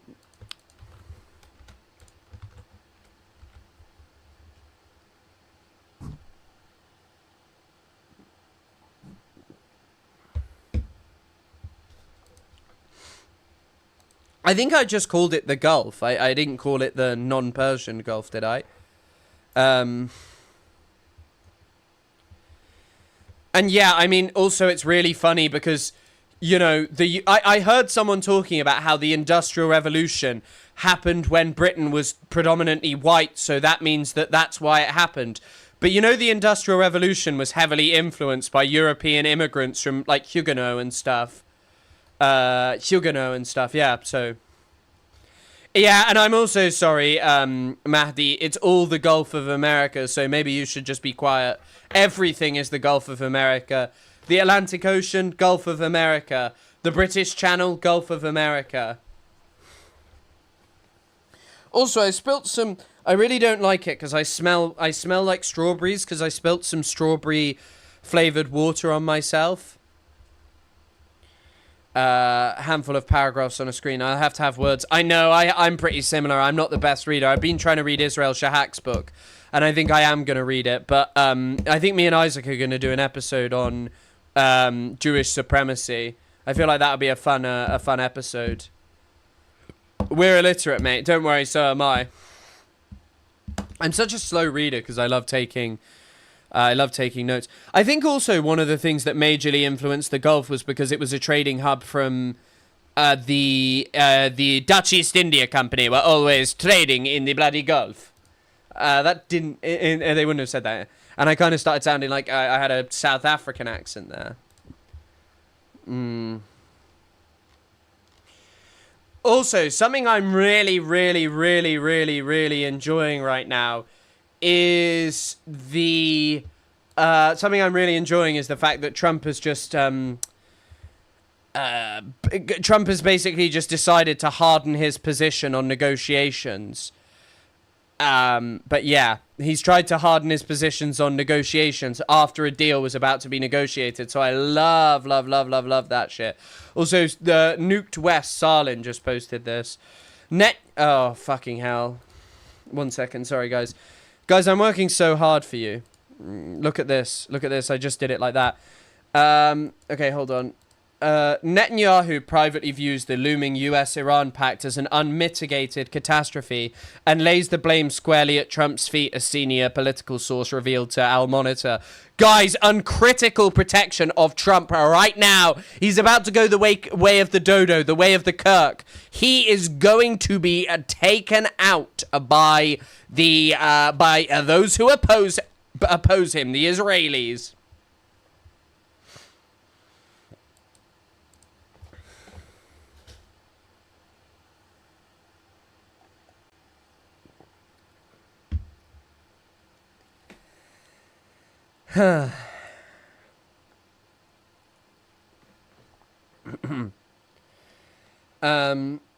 I jokingly talked about how I can't read for an extended period amount of time because I'm Gen Z. And our adult non-fic librarian pushed back and said, I know you're capable, and it made me happy. Yeah, the only problem is with reading quickly. So my dad has read so much. I remember when people used to be like, have you read that behind you? I was like, no. Every book that was on that bookshelf, my dad has read. Like, he's read everything. Not every book ever. I think there's a few too many for that. But certainly quite a large amount of books. And the thing is, though, he often talks about this. When he was younger, he did a speed reading course. And now when he reads, he can't help but speed read. And how you do it, part of it is, like, predictive. So you... kind of like, I don't know, you pick a sentence and you'd like kind of skip over parts of it to parts you could just infer quickly in your head. And so you kind of end up with an inability to read things normally. But yeah, it's, I wish I was a quicker reader. Like I'm also, I can't read when there's any distraction. So yesterday when people were yapping at me, I was like, shut the hell up. I'm reading about the time Hitler was in the beer halls, mate. He's having a great time in the beer halls. But yeah. What else was I going to say? My dad's job, he was... I was going to say he was a commander in Hamas, but that was obviously a joke for the UK government. He was not in Hamas. I probably won't mention what job he has. I probably just won't... Or had. What job he had or has. I probably won't mention that. But yeah, you can just read it. You can just like infer from it, which is something I can't do. I've never been able to do it. Also, apparently reading quick is to do with silencing the voices in your head. But yeah, silencing the voices in your head. I had something to say. Oh, you keep asking about Five Nights at Freddy's. I told you, when we raise £100 for me to pay Five Nights at Freddy's, because I am going to be so scared by Chica and... Foxy, I'm scared by all of them. Foxy is so scary. No, my dad just makes weapons for Israel. I'm in the family business of making weapons for Israel. Yeah.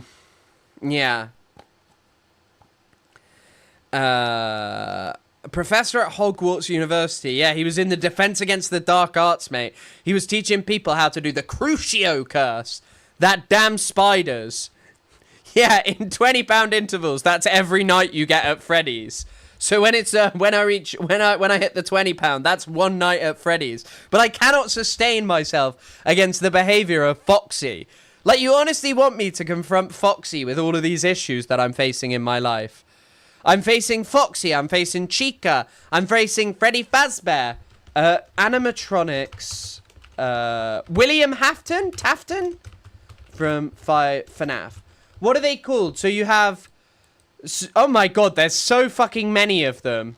Oh my god. So William Afton is bad, Bonnie the Rabbit, Chica the Chicken, Foxy the Pirate. Who's the puppet?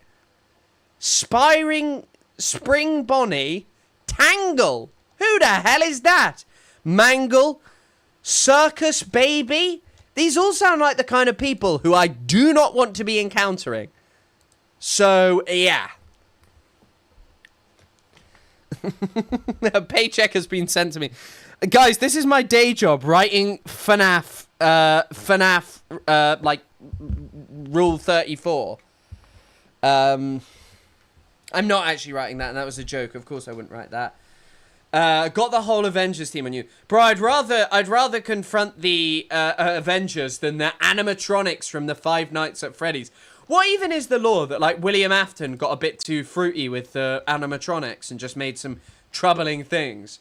I was playing the game Deadlock the other day, and I was, like, talking over and over again to this person about how one of like, telling them all about the character's lore. And then it turned out they were a woman, and I felt really bad that they must have thought that I was, like, harassing them. But I didn't know that they were a lady, and so I stopped teaching them about the lore afterwards, because they didn't show an interest. Which, by the way, someone's telling me about the lore. I am very interested. I am very interested in the lore of Deadlock. He killed children and put them in robots. See? You're asking me to play a game like that. Too fruity, yeah. You did hear me say that right. This is why I watched the Chris Kunzler broadcast. I know. I was telling them all about the lore of Professor Dynamo and his relationship with Seven. Not 6. 7 isn't in the game. Play Liza P. I know. I probably should play that. I also should play that because I unboxed a really expensive Dota skin and I bought it by selling that Dota skin. And I should have just kept the Dota skin. It would have been a cool investment. It was that one that makes Sniper fly around. Oh my god, is that actually true why no one works on Dota? I do way prefer Dota, by the way, but I just play Deadlock. God, I wish you could watch this video with... I don't know how you'd find it. There's some ex-LOL streamer whose name begins with K... and he's like ex-professional LOL, ex-League of Legends. I can't remember his name, but anyway, I played a game with him, and you could watch me play Deadlock with him, and he was like, holy shit, you have a good mic, man. Oh, someone is I've accidentally just, oh, it's Ugopnik is chatting, and I just heard him playing, la la la. La la la la la la la la. Yeah, I know. I did get the laser beam sniper skin. The perilous circumstances and navigating the perilous circumstances of Five Nights at Freddy's is horrifying. And I sold the sniper skin. I also bought. Oh wait, actually, Henry, I did use it for some really good investments, so I made my money back. I bought some very expensive CSGO skins that were quite cheap then, and now they are worth millions! I am sitting on a gold mine! Hashtag ethical in investing. Kirk is live. Kirk is most certainly not live. He is dead. He has died. Charlie Kirk is dead. He has passed away. He has died of issues. Also, look at this photo of Trump. He looks crazy. What is going on here? He's such a gormless looking prick these days.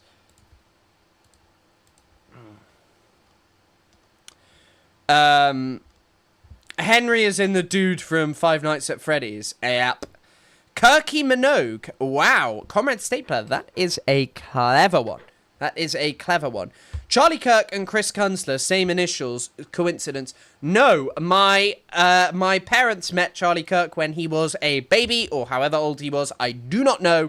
And they showed him to. They were so impressed by his talents that yes, I am now named after him. Some people thought it was Calvin Klein, but no. No, it is not. It is not the case. Lots of steam bucks, yeah. I wish I'd kept the other one, and then I could have bought the Mace of Aeons for Faceless Void, but then again, I would have a £200 Dota skin, which would be an insane thing to me. Charlie died. Oh no, what happened? I literally have no idea. Chris was made for this. He literally never stopped streaming. Never stopped talking. Well, I think I should just give you a loose stream of consciousness as opposed to trying to actually be serious at times, because what's the fucking point? If I streamed about, like, oh my god, have you heard about the Lego scandal? Which, by the way, I did actually find quite interesting. If I was doing that, you guys would go crazy for that shit. I also have some crazy-ass Lego pieces from when I was a kid. I got King Theoden, which is like 60 quid now. I should maybe go meet up with Anthony and show him my Lego collection and try and sell it to him. Be like, look, you gotta take this off my hands. You can have a Helm's Deep Lego set. You can have I have a really, really, really expensive ass Lego Batman Scarecrow minifigure. Wait, what Lego scandal? The Lego scandal is something that it is actually quite interesting. Moist Critical's been talking about it. I thought about covering it on stream because it's kind of fun, but I was like, I'd have to watch a 50-minute video it's actually an hour and a half by Reckless Ben. But basically, and this guy seems like a bit of a fucking tool. Anyway, basically, the Lego scandal is, well, his previous video was infiltrating McCamey Manor 2 re-upload, which I will certainly be watching all day. But anyway, basically, the scandal is this guy's dad has, like, some kind of, I don't know, his dad has some kind of illness, and he's got, like, some heart issues. He had, like, this amazing Lego Star Wars collection, maybe the biggest in the world, and he gave it to this bricks and minifig store to sell for him, and they'd take a percentage, and his dad would get, like, most of the money back. And anyway, they then sent this shop into administration, and bricks and minifigs kind of just took it. And so this, like, Lego resale shop stole this guy's Lego. It is actually kind of insane. It is, and it's really bleak as well. But yeah, I used to love Lego when I was a kid. But then one time, I remember, I was like 10, and I was at this girl's house who I really fancied the girl. And I remember I came home, and my mum was like, I'm really sorry, I accidentally smashed your Lego castle set because I accidentally dropped a curtain pole on it. And I went postal. I went postal on the Legos, of course. They were all done. Wait, they're connected to the Mormon police force. What? Yeah, it is actually it is really bleak and sad.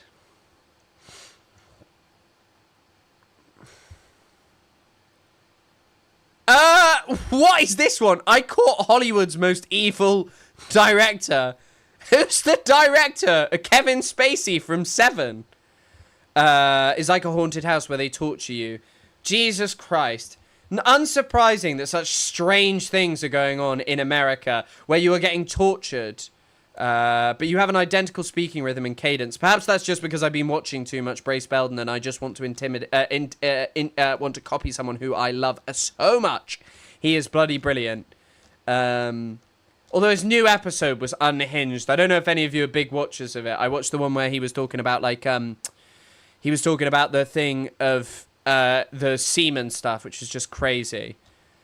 I feel like Reckless Ben, I've heard of this guy. I don't know. I don't think he seems like the greatest of characters. I overthrew a restaurant that was run by a cult. I think he went on H3, like, today or a few days ago. Oh, also, one of you, I think it was you who asked Ray about the law stuff. I'm not going to talk about the law stuff yet, but we'll see. I will drop some law, maybe. I will drop that law at some point in the near future. I will talk about it. It's just I really don't want to right now. Oh, speaking of Trump, did any of you see this banger?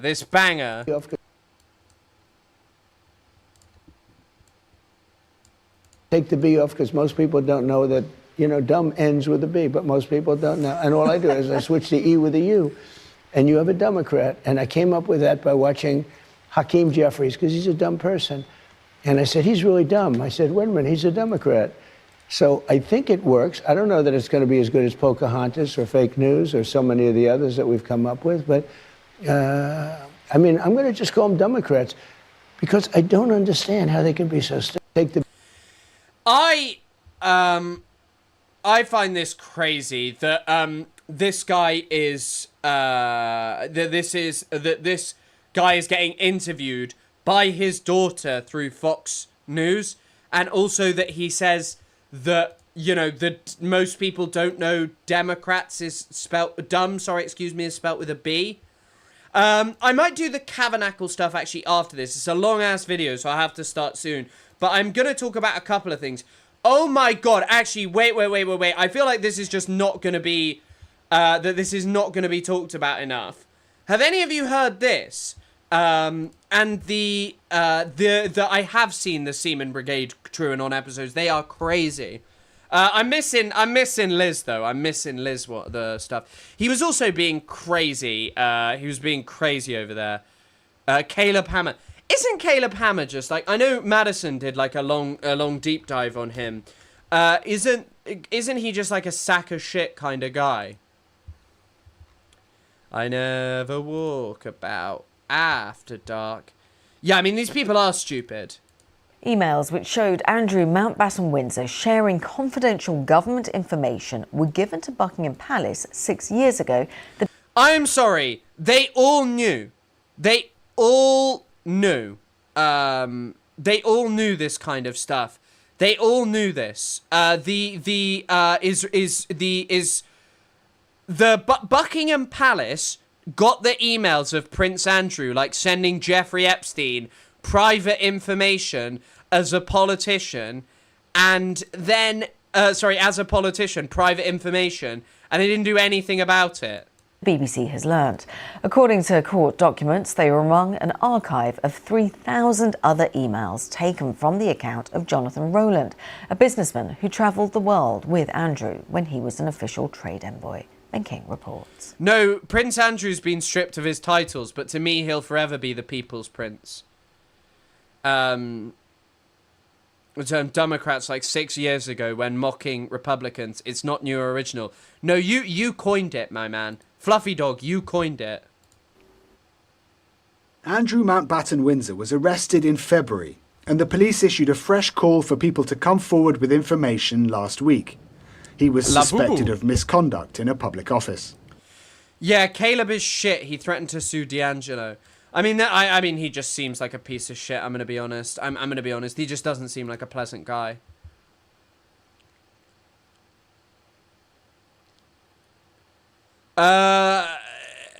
What do you mean they were weird with it? As in the episode was weird, or them talking about it?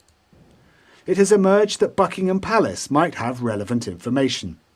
It was sent an archive of 30,000 emails 6 years ago, many covering the time when Andrew was the UK's official trade envoy. That's the role the police are looking into. The emails came from the account of John. EMCUAEY. I will remove it because I prefer that people don't use that word. But, yeah, I won't comment any further. Jonathan Rowland, a businessman and close associate of the former prince. They were taken from his account in 2013. Are you joking? Are you actually a truther? Yeah, I mean, the stuff with the Israeli connection, I mean, it is interesting, I'll be honest. And passed to a retail entrepreneur called Kevin Stanford, who had had a long-running legal dispute with him.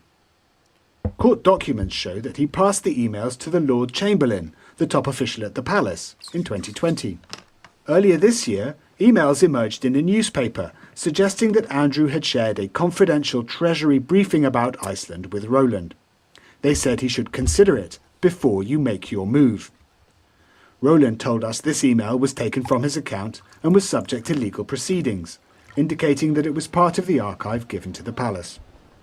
We asked the Yeah, I mean, that Rabbi Mizrahi guy is fucking crazy. He's like, it's sad we don't have like I like how there's no memory equivalent of the Middle East monitoring thing that just posts like, you know, some imam or whoever saying some crazy thing. It's a pity there's not an equivalent of memory, but Rabbi Mizrahi just posts his own stuff where he's like, Charlie Kirk got what he deserved because he was an idol worshipper, which is crazy. Also, Knox, thank you for the $2. Sorry, I forgot to say it. Thanks for supporting the channel, my man. As if they had seen the emails 6 years ago and what they did about it.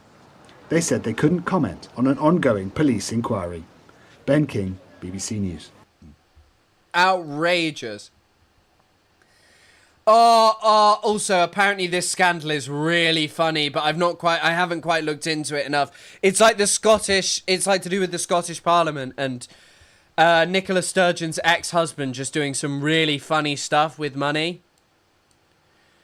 You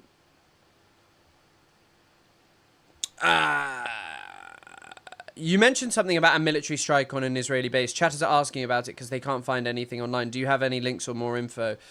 Yeah, it looks like, hold on, I think it was Barry with the NED. Barry with the Ned on Twitter, the National Endowment for Democracy.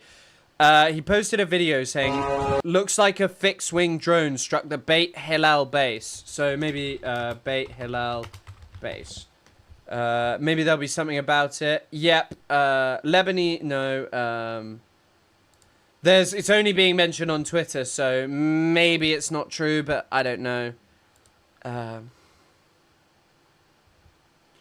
Oh, wow. I didn't know this is true. Israel is seizing land for army base inside West Bank City. That's the first time since Oslo that they've done that. Kind of surprising.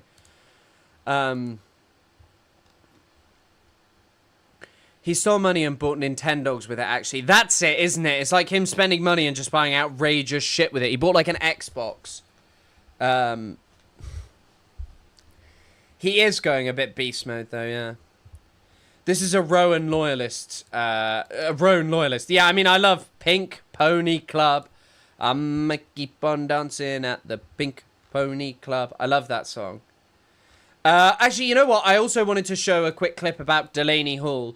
So if you guys aren't familiar, this is a great summary by my friend... What I've got in my hand right now... James Ray, who is a fellow TikToker, but also came on the podcast and maybe on again at some point soon. This is his video talking about this. I reposted it because I enjoyed it, and we'll rewatch it.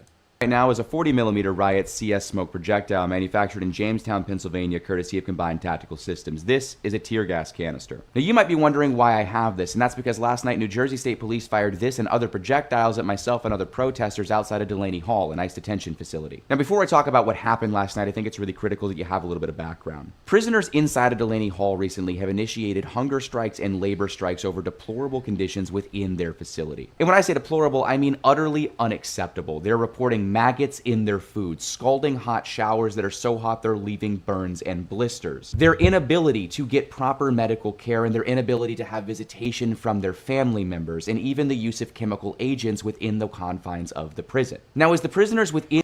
By the way, something that I also was reading up again, something else I was reading, I was reading about this. Apparently it fucking stinks in the area as well. So it's in Newark, New Jersey, right? And apparently the area just smells horrendous, and especially in the heat. It just sounds awful. In that facility, that concentration camp, are engaging in these strikes. People outside of the facility have been engaging in protests to bring attention to what's going on. And as you would imagine, ICE, being the dickheads that they are, have been responding violently, attacking protests. No politic here is monetized, but it's monetized, yeah. It is monetized. You can watch wherever, though. We don't mind, as long as you're watching if you enjoy it. Day after day outside of the facility. Now, all of that brutality had led to countless videos and other reporting that had gotten so bad that the New Jersey state governor decided to step in. Now, did she try to help the protesters and the prisoners inside by meeting their core demands, or even try to get the prisoners out and shut down the ICE detention facility that is inside of her state? No. Instead, she released a public comment saying that this is like the funniest thing. The way in which, I guess, and I think maybe there's a commentary on Palestine protests in the UK. I mean, I still go to them. But one of the things to say about all of this is a lot of this is just about, pressure valves. But this is the most naked example of a pressure valve, because what they wanted is to establish a peaceful protest zone outside of an ICE facility. And it's not just tear gas, it's because there's a load of manufacturing in the area. But yeah, waste management is big there, so I hear. She was going to establish what functionally amounts to a free speech zone where protesters could go to protest without fear of ICE reprisal. That free speech zone was a ridiculous idea because in creating it, she was enabling... What the hell? What the hell? And then the ICE vehicles of the new agents that are going in to take the... Sorry. This chaos, people are getting injured, people are inhaling tear gas, people don't really know what's going on, and the riot line continues advancing, pushing these protesters further away from the facility. ICE gets their initial people out, and then... Hold on. ICE officers were trying to get home, and new... Wait, what just happened?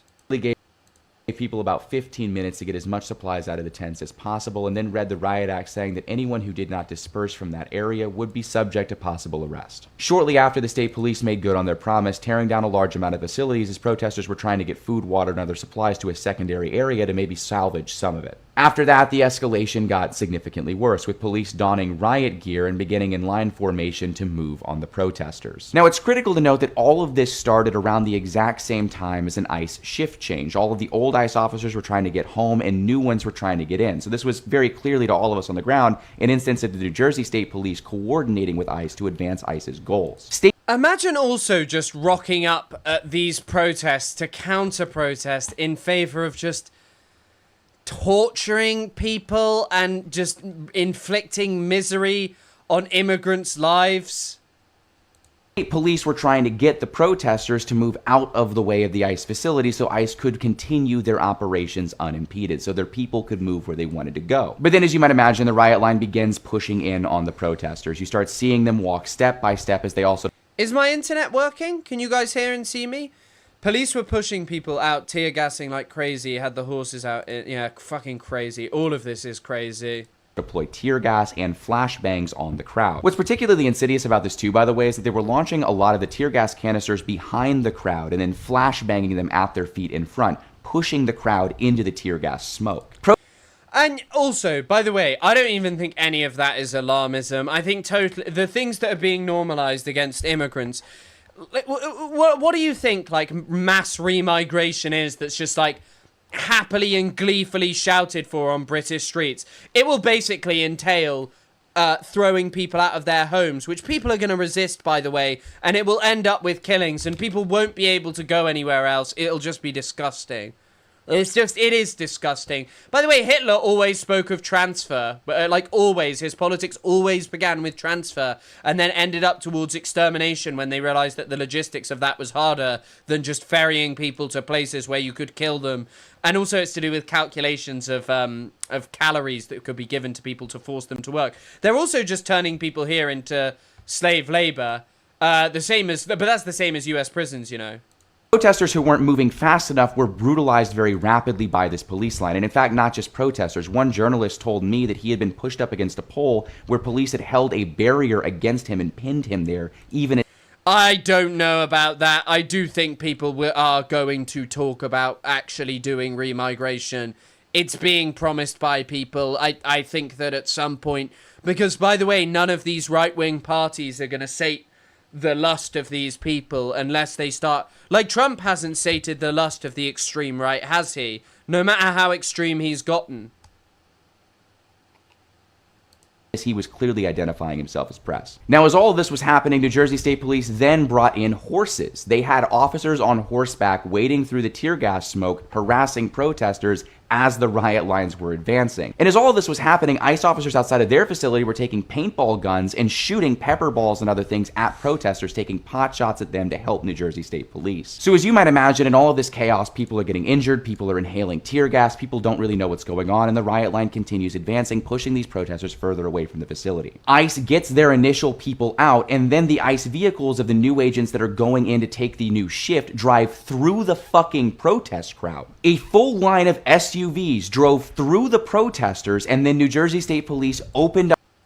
Also, by the way, the Mizrahi to African American comparison is touchy in the sense of, like, obviously African Americans were brought over to, well, Africans actually were brought over to America as slaves. Unlike Mizrahis were never slaves. They were not brought over as slaves. They were poorly treated, but they were not brought over as slaves. It's always been an awkward comparison.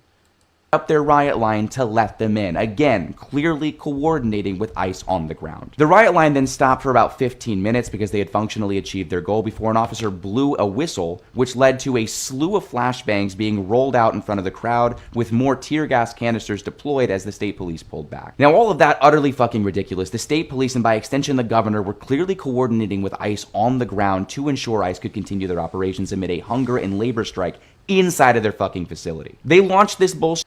And also, like, Mizrahis are still poorly treated in Israel to some extent, but there are, like, certain classes of Mizrahis that are worse treated than others, and others who are better treated, you know? Whereas, like, most black people are just treated very poorly, you know, apart from a black middle class. Whereas in Israel, the darker your skin is as a Mizrahi, the worse you've always been treated, you know? Like, if you're an Iraqi Jew, they were always viewed as way more civilized. Especially because, like, they viewed it as, like, a cradle of Jewish civilization. Unlike Yemenis. Yemenis, in particular, were viewed as very bad.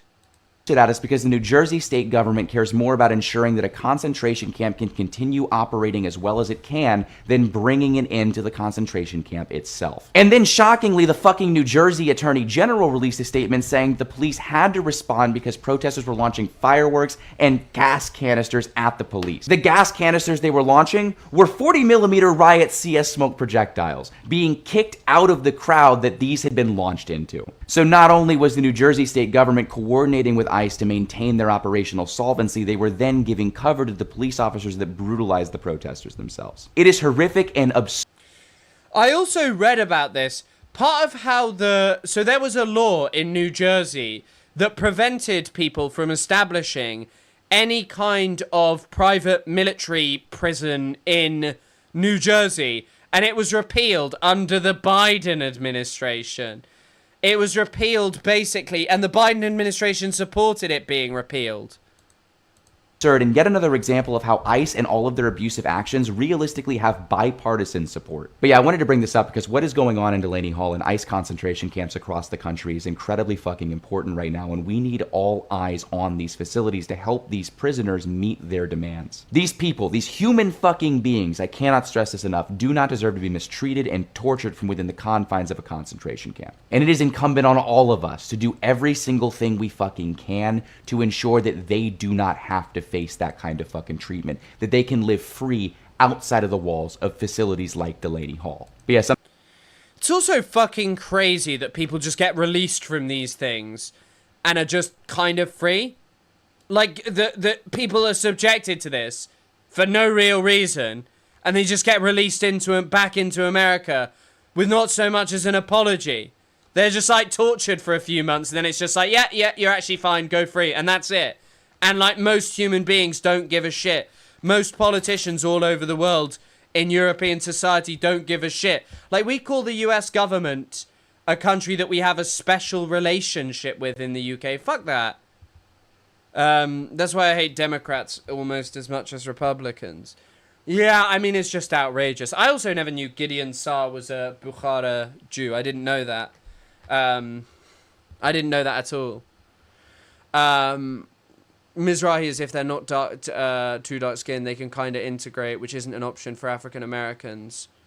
Yeah, I mean, but also still, like, if you look at the incarceration rates of, I actually assume that those would probably reflect in Mizrahis amongst Jewish people, but even then, I think it's actually more reflective of Arabs in Israeli society, or Palestinians rather, within Israeli society, than it is like Jewish people. There are certain things that those Mizrahi Jewish people are allowed to do that, you know, Arabs are not allowed to do, like literally are not allowed to do.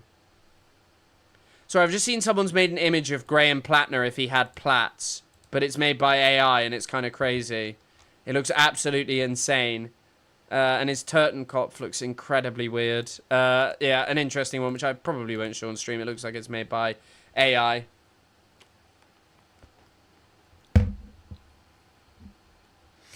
Yeah, I just think it's fucking outrageous. It's just like outrageous. And of course it happens in Palestine.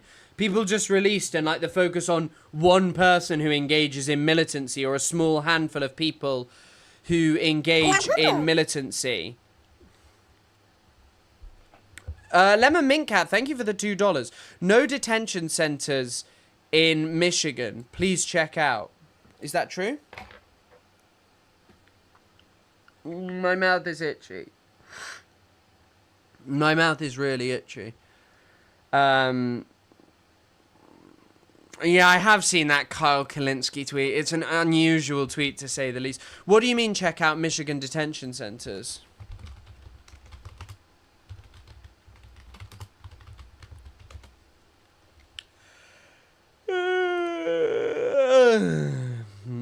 Thank you so much again. Oh, my mouth is so itchy. Christ almighty. I have seen that Kyle Kalinske tweet. Itchy mouth, how? Because I haven't taken a hay fever pill, so I got an itchy ass mouth, and it is horrible. I hate it. I really don't like having an itchy mouth. Okay, right. We can do what's Lamine Yamal doing? Woof! Jeez! Damn. This guy's pretty good at football. He should have a think about going professional.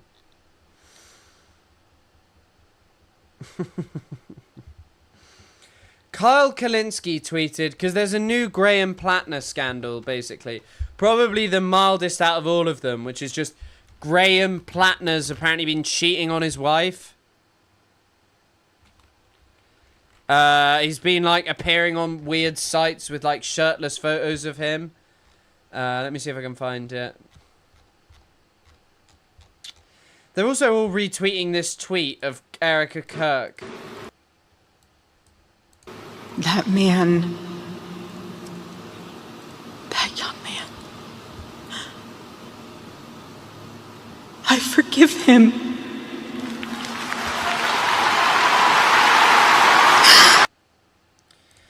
Crazy, crazy. I mean, this is probably the only, like, forgivable scandal out of Plattner's.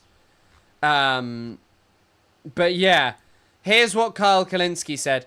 Graham Plattner could have sexted my mom and I'd still vote for him, which is not something I would want to read. That man, that young man. Yeah, he's now added to being a war criminal to being a fuck boy. Oh my god, oh my god, oh my god. I forgot we haven't covered the Asmongold fucking meltdown. That is what we're going to cover right now. We are going to cover that for a bit of a reprieve. Oh, yes, please. That is the kind of thing that we want to be covering. Asmongold having the biggest meltdown ever. So, basically, if you guys haven't seen it... Why do people... Asmongold was upset by a video of Stavros Haliakis, which is worth watching. What is that fucking... Why do people listen to that fucking guy? He's fucking disgusting. Shut up, fatty. Shut up. What are you talking Shut up, fatty. about, fatty? Call me I'm disgusting. I guarantee you, if me and Stavros and Hassan had to walk 3 miles, at the end of those 3 miles, I would smell the best out of all 3 of them. I would. See, this is what happens whenever you... By the way, I don't think this guy could walk 3 miles. I don't think he could walk 3 miles. I don't think he would. You're fat. Is that you think this is... Sorry, Halkias, excuse me. The way it is. He was how did this happen? He looks like shit, right? He probably gets no fucking pussy. Asmongold, whatever the fuck his name is. I don't know, man. There's clout. He's got clout. It's really crazy to me. By the way, I think that these guys are really kind of self-reporting. So much of men that are leftists are just using it as a mating technique. They don't actually... By the way, Isaac and I talked about this on the Patreon bonus episode. One of the things is if you actually have left-wing politics, quite often they're a block to forming any kind of meaningful relationship. Because, you know, you don't want to date someone who doesn't care about politics, and there are so many more people who are kind of just apolitical You know, whereas if you're a right-winger, there's literally that joke of, like, liberal girlfriend, you know, right-wing boyfriend. And you just kind of hear him being like, it's because you want to fuck women. I'm going to be honest, I don't think either of these people would have any issue with sleeping with women if they weren't interested in left-wing politics. Believe any of this shit. They don't even think any of this. They know it's bullshit. They just say it because it's a good way to get women to like them. That's it. So, yeah, I mean, I don't really, like, I don't have a girlfriend right now. No, I don't. Like, yeah, maybe in the future I will, maybe not. I don't, this is not my whole life. There's simps, yeah. Why is he weighing in? He's Why am I weighing in? some fucking idiot that, what did he stream? Because Elon boosted the fuck out of this But shit. what did he stream? How did he get famous? Fucking World of Minecraft? Warcraft. Oh my god. Yeah, no. A fucking World of Warcraft guy? Yeah. People listen to that fucking guy, can't take a fucking shower? I don't need to, because I'm not fat. I don't smell bad. Fat people smell bad. To live like that. You just have, if you put light into the world and positivity, you'll get sucked off. Yeah. It's all about having sex with women. I do think there is something to be said about how, like, being hateful just rots you. Like, look at Graham Linehan and Maya Poet. By the way, I found out that Maya Poet was never even trans, which is crazy. Maya Poet is was never trans. She wore, like, a binder for a short period of time, but she never, like, took hormones or anything, and now her whole personality is how she escaped the trans cult because of October the 7th or some bullshit. But look at this. This is Graham Linehan and Maya Poet. I think hate has rotted Graham Linehan from the inside out. Ugh. Their entire worldview and everything is built around the sexual approval of women. That's it. It's kind of sad. Really. And also, like, by the way, I don't really like talking about a lot of, like, relationships or girls I talk to or don't talk to or anything. And no, I know that someone doesn't need to take hormones to be trans, but what I'm saying is, Maya Poet has made her whole personality around how she was, like, deep in the trans cult, how she was doing, like, irreversible damage, and she never even took hormones, like, at all. She was not someone who was interested in really being trans, and she pretends. And I'm not saying, okay, I guess that sounds offensive, but just what I mean is that she wasn't, like, that she wasn't, like, she was never really, she wasn't really, like, she just makes out that she was, like, you know, so deep in the trans cult, but she was just not.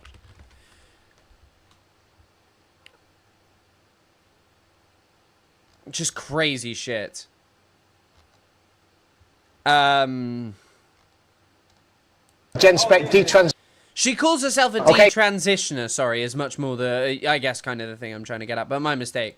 Yeah, I apologize for that if that sounded offensive. I do apologize. But I don't know, this whole, like, Asmongold thing, having a crying fit is insane. Someone pointed out how Asmongold has taken this way worse than being called a Nazi.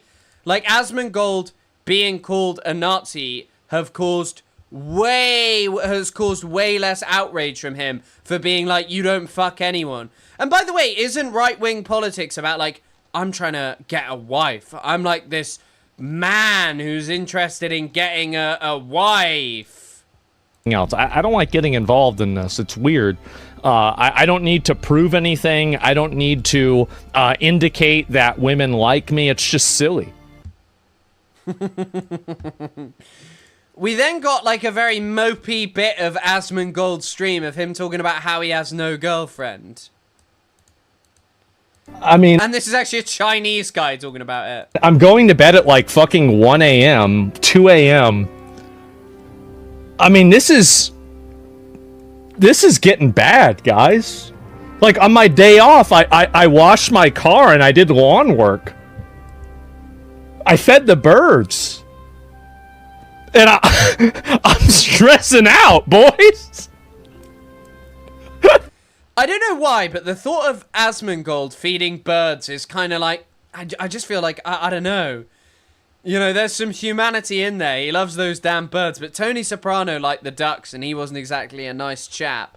But, I don't know, just, I think streaming is a bit of like a, it can really take over your life. If you want to be at the top of the game, like, it really has to be your entire life. And I don't know, you look at most of the biggest streamers who stream all of the times, all of the time, don't seem to have many girlfriends, I'll be honest, or functioning relationships. I'm stressing out. What's going on? Like, we gotta do something about this. Like, I have to, like, I don't know. I don't know what I need to do. It's gotta be something. I gotta figure something out. They're expiring? I guess so. And become a eunuch? Fuck it. I guess so. Damn, Unc got them old. I mean... Oh. Here's what the Chinese account had to say, or the account in Chinese. A YouTube vlogger with 1 million subscribers, 36-year-old this year, but without a girlfriend and living alone, says he feels like something's wrong with him. He says he doesn't go to bed until 1 or 2 a.m. every night, and on rest days, he chooses to wash the car, mow the lawn, feed the birds, and doesn't even know what to do with himself. Feeling like this situation is getting worse and worse, on the verge of breakdown.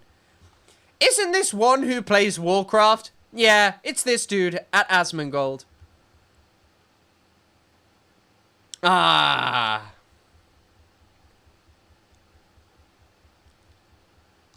I don't know, I think he gets like 30,000 live viewers, which is crazy. I also don't know what chores he's doing. I don't know what chores he's doing in his house. I don't know what chores you end up doing if you're an Asmongold fan. But I think just looking at this guy, like, you can be very happy and contented in your life. Like, a relationship isn't everything. It doesn't complete you. It doesn't fix this lost part within you. That part is always going to be lost. The person who you are in love with will not fill the void that exists within you, because that void will always be there. But they can certainly help to improve it. And I think that the other really important thing is this guy has no meaningful friendships. He's friends with what? Sex creep tectone? That's like it? Sex creep tectone friendship? That's what he's doing, you know? Sex creep tectone friendship and Emmy Roo and that. Asmon tweeted this last year. Everybody always talking about hoflation. But it's actually the opposite. I used to be able to go to GameStop or Target and see hot bitches, I don't even know if I want to read that, working there every day. Now it's just hogs. Why? Because those girls are at home doing OnlyFans. No way Asmon tweeted that. Jesus Christ. I want to see if that's a real tweet.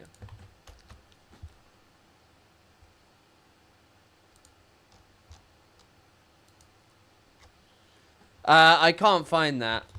Asmongold hoflation.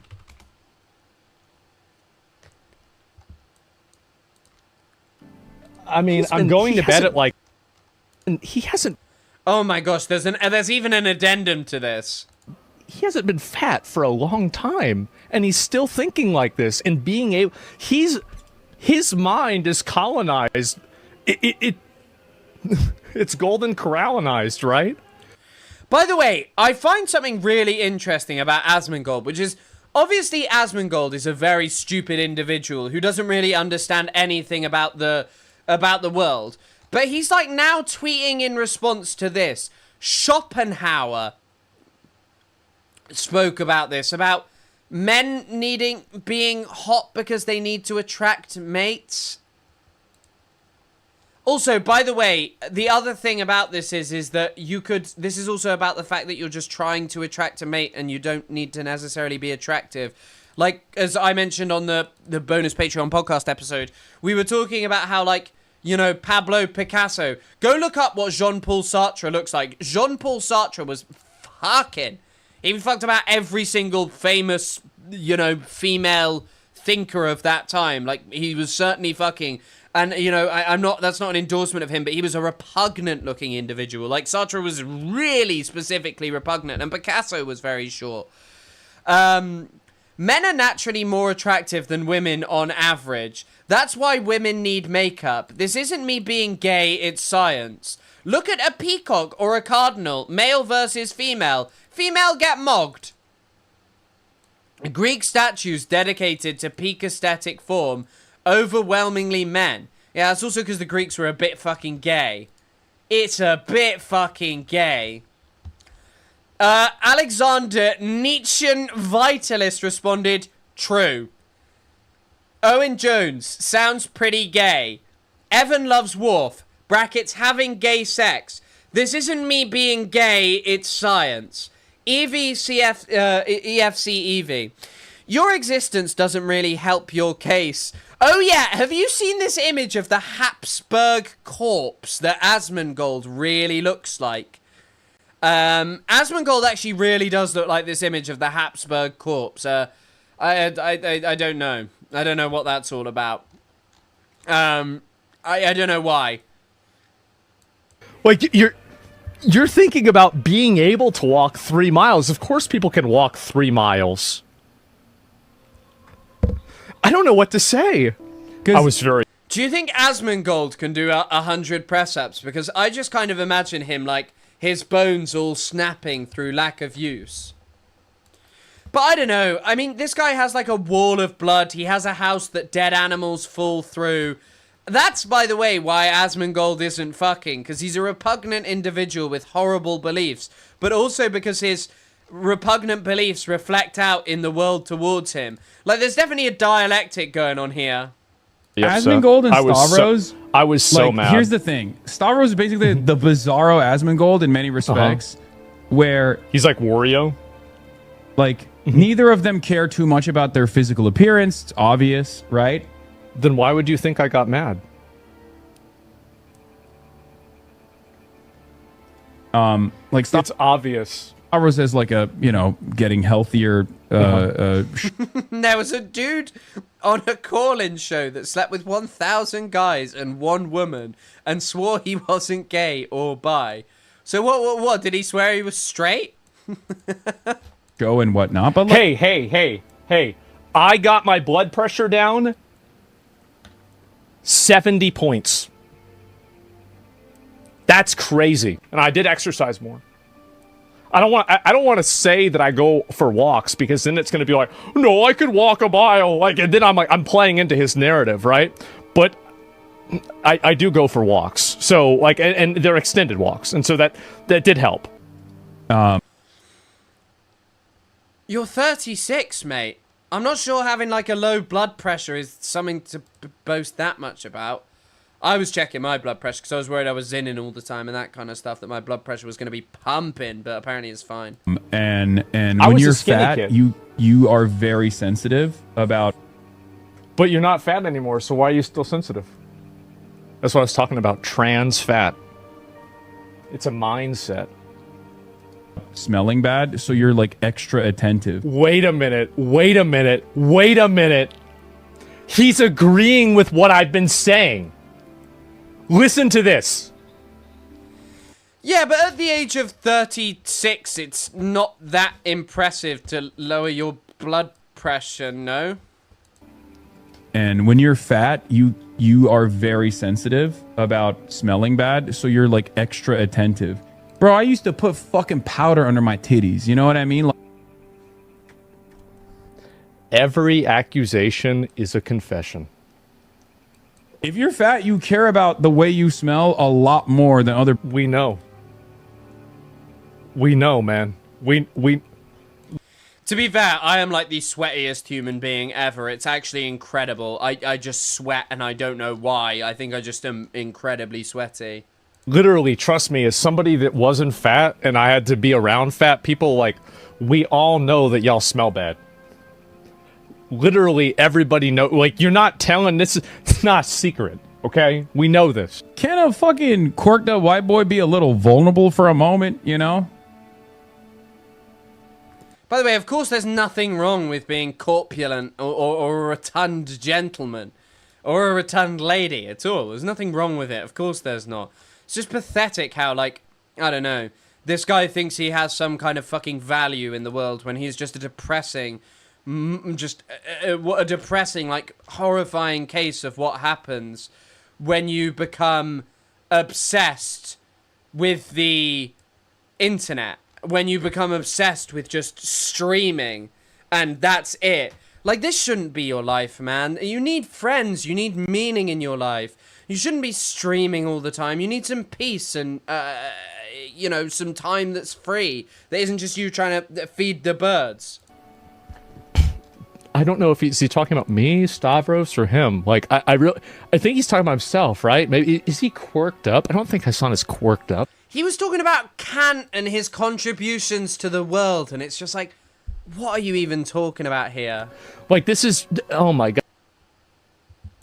What is going on with the internet today? A lot more than... I think he's talking... What, am I lagging? Am I lagging? Right? Is he talking about me? Like, well, wait a minute. Well, wait a second. So can't you say, how can you say, can't a quirked up white boy be a little vulnerable? But then you get mad at me for getting mad, which exposes vulnerability. Dude. This is, honestly, this made my day so much better. It really did. This is just... What? Wow. Sorry, you're asking me, have I ever heard of Ho Math? Surprisingly, I haven't heard of a YouTube channel called Ho Math. I will be looking into... I keep closing everything. By the way, I think we're running into issues, which is troubling with the dual streaming. It's very fucking worrying, because I can't get my shit to open. Oh no. Well, come on. You said it's called Ho Math? How's there a channel called Ho Math? What is this? Who's doing Ho Math?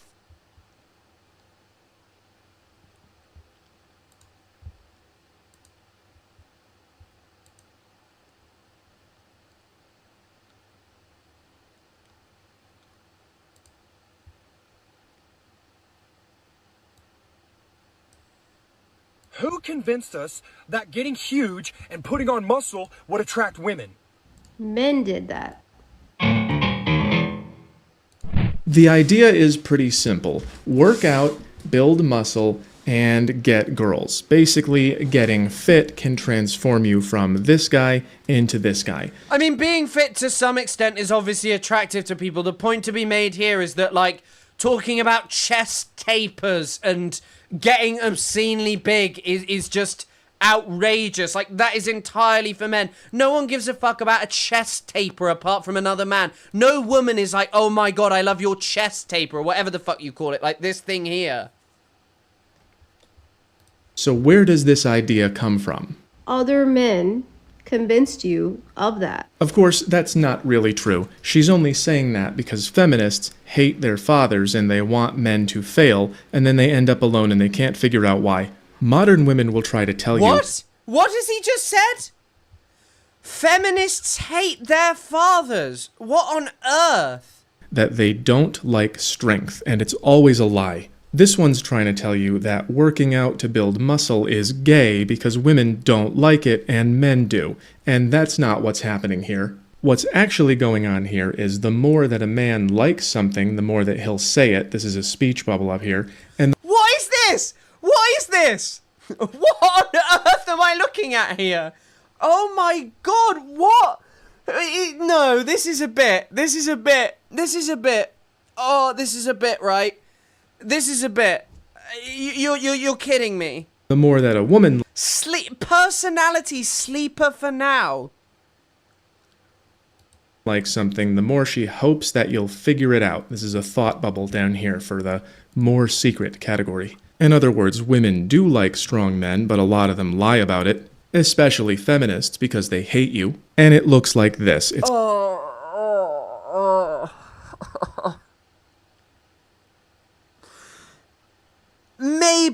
Maybe there is a subconscious thing.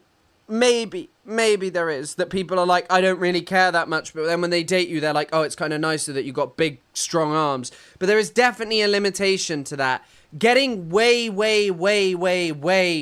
stronger is, you know, there's a certain limit to people having an interest. I'm sure you've seen that video of the guy who asks the lady about the arms. They like ask loads of girls about arms, and only one lady out of the ladies they asked says she wants like the really, you know, like steroid kind of arms, or like really big. Like people like, sure, some people like some people do like men to be more muscular, but quite a lot of people don't. It's really an interest because, by the way, to maintain a physique like that, you become quite weird. I'm not gonna lie, everyone I know who has an insane physique is a bit weird. They're all like a little bit too committed to it. I have a friend, I like that we're good friends, but like, you know, we were at this thing the other day, like a stag do, and my friend, rather than coming out, getting a nice breakfast with us, sat and ate fucking porridge in his hotel room. Not even nice porridge, because he wanted to make sure he had the same porridge he normally has. Outrageous stuff. He should have come and got the salmon and béarnaise eggs. It's the same every time. What do you want? Don't work out. Here you go. Ew. The studies on this... What? Like, my girlfriend's always nice, like, oh, you look muscular, but she's also nice, she also likes it when I have a belly, like, she doesn't care. She doesn't care, she loves me. That's what matters. If you love someone, you don't love them because of the gifts they give you. You don't love them because of the ministrations. You don't love them because of what you look like. You love them in spite of all of those things. That's the truth. It doesn't matter if you really love someone.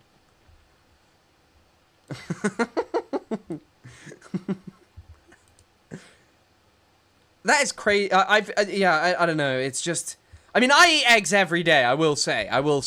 I do like eggs. And I like being fitter. I like being stronger. I feel better being a bit healthier though right now, like having lost a bit of weight. You know, I think I feel definitely better having lost weight.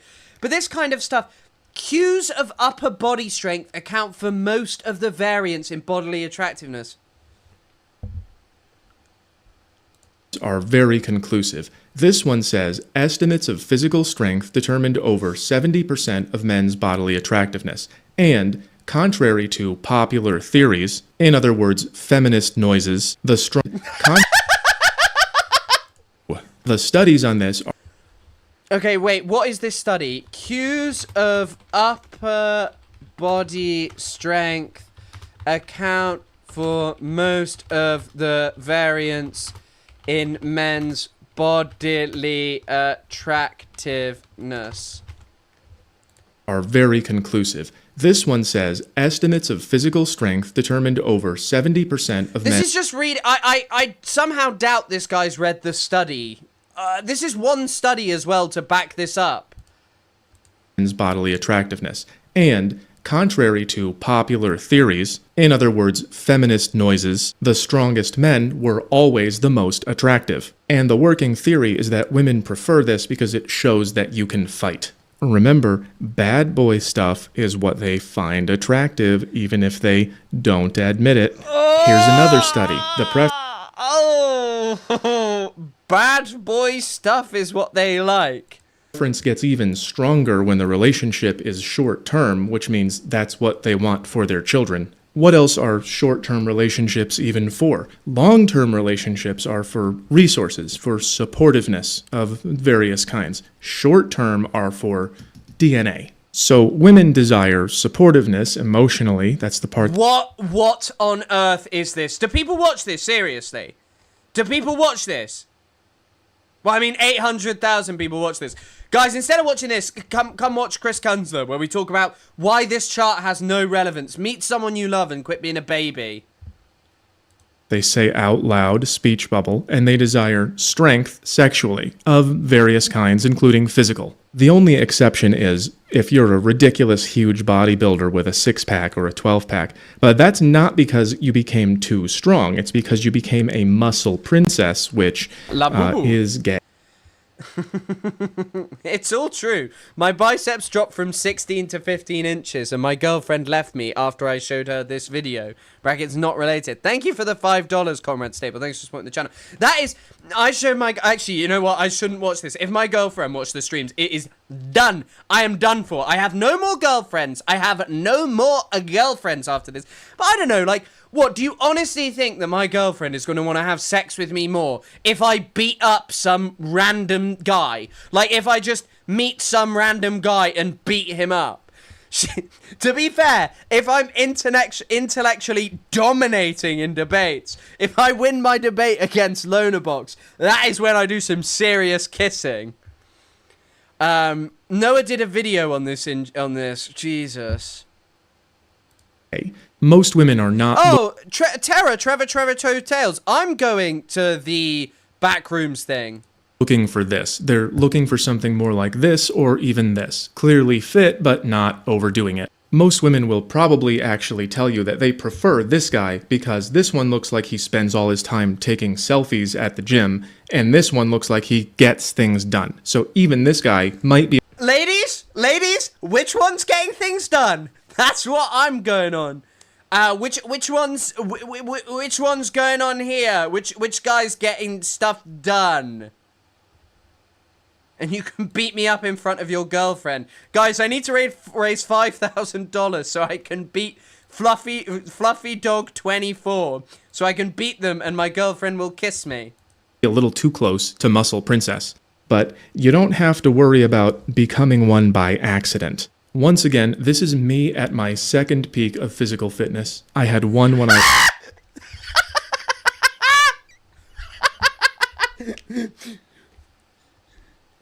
This is me. Show your face. was 25 and another when I was 32. I put in a lot of work to achieve this, and I promise it. No, you did not. You are not, bro.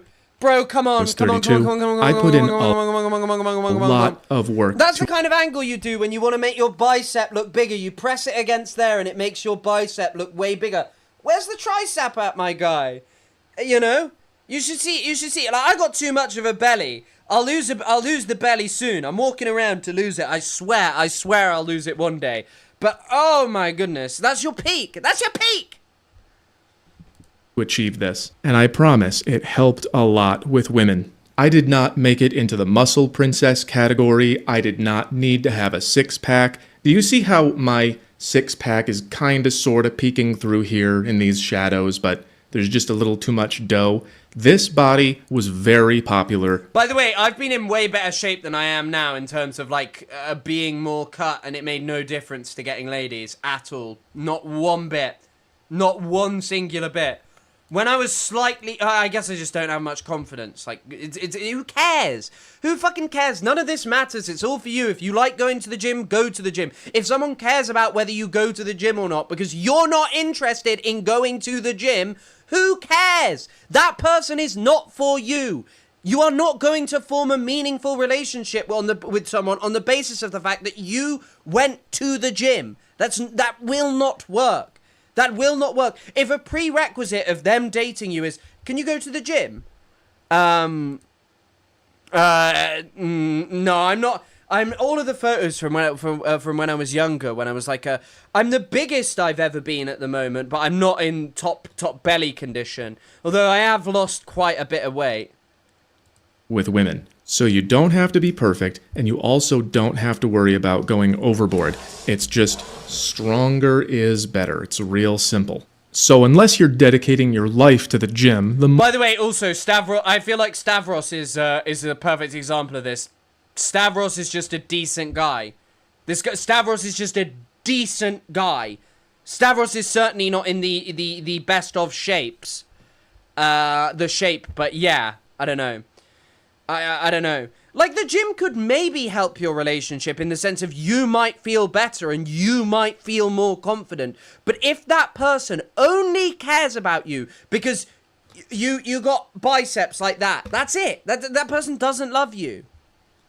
The more you build muscle and the less you store fat, the more that women will like you in general. I could have done better here, but it was good enough. Speaking of doing better, this video is sponsored by ODGG Supply, who has everything you need for when the government decides that your house is now reparations for Somalians. Get gear. Jesus Christ, this guy's crazy racist!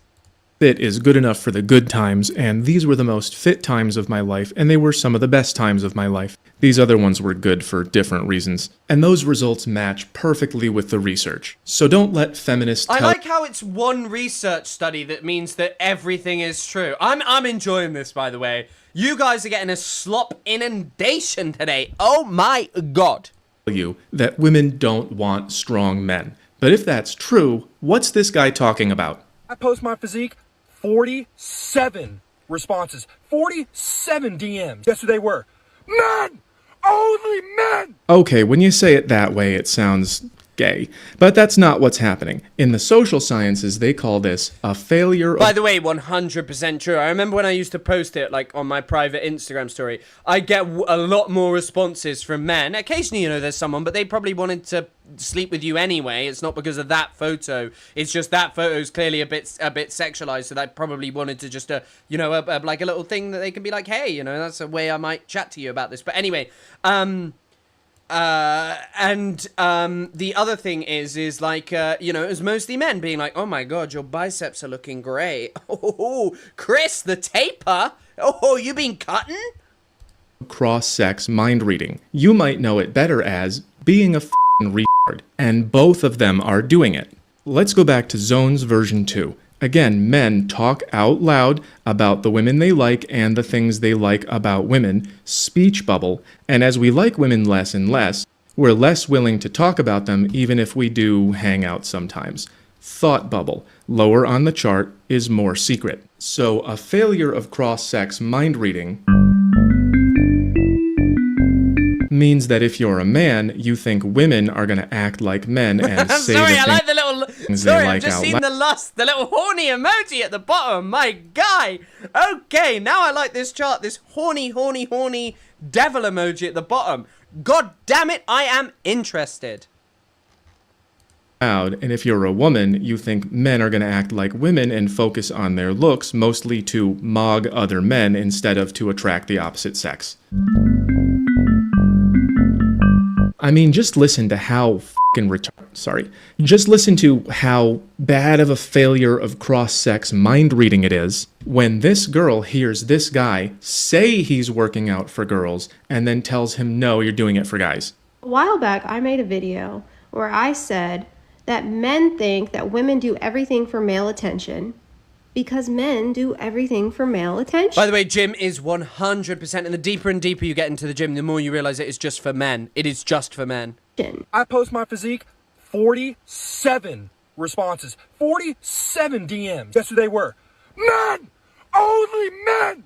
It didn't seem like he wanted the male attention. You see what I'm getting at? I'm not sure how you got that from his reaction. I think it might be a subconscious thing that you're doing this to impress and outdo other men as opposed to the actual interest of women.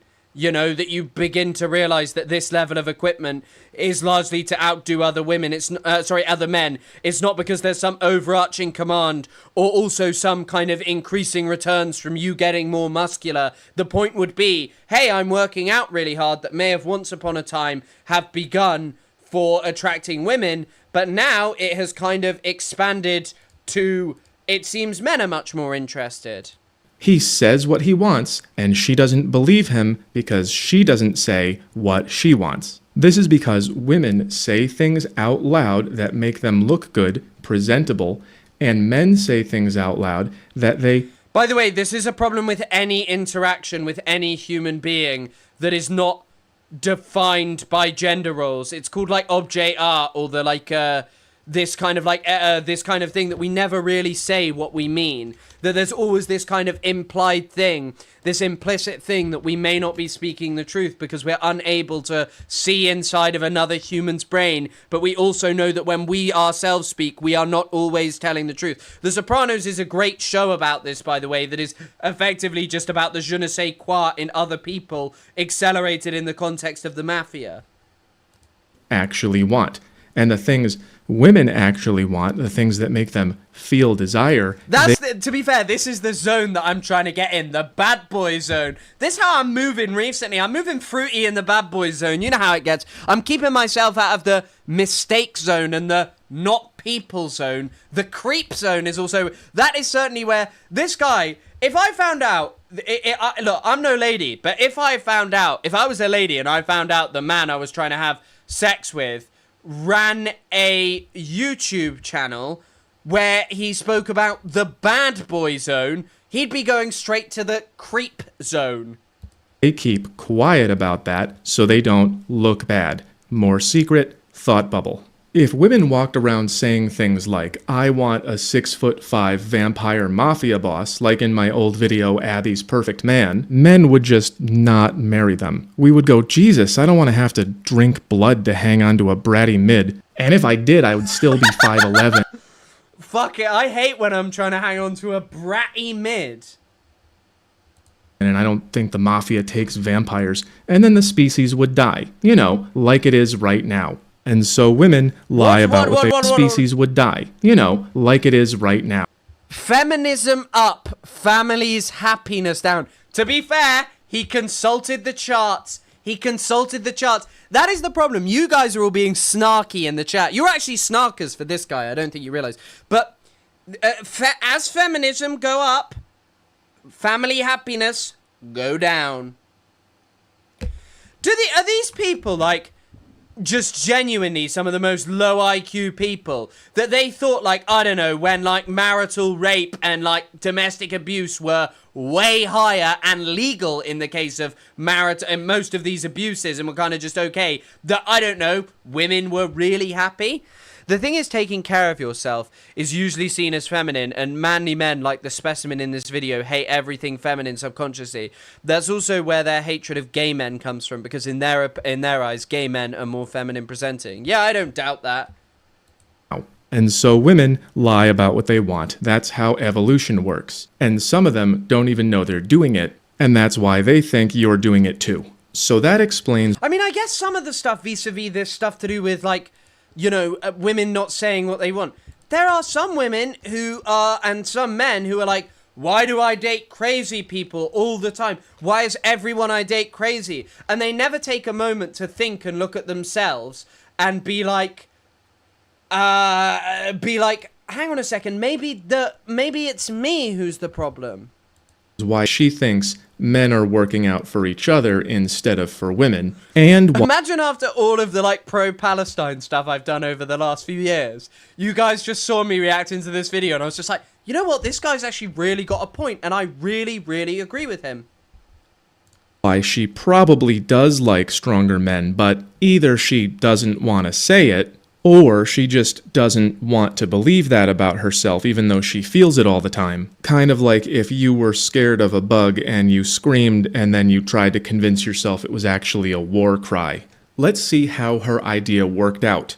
And a lot of men did not like this idea. The common response I got was, I don't do everything for male attention, or, well, women do things for other women. Guys, when we reach 100,000 subs, I'll force my girlfriend to watch these videos with me. I'll do a girlfriend reveal, and we can react to this. She's been reading Andrea Dworkin, so the shit is about to get crazy up in here. She's about to start, like, calling for the execution of this gentleman. Obviously a joke, and she would not do that, and I would never allow that to happen on my channel.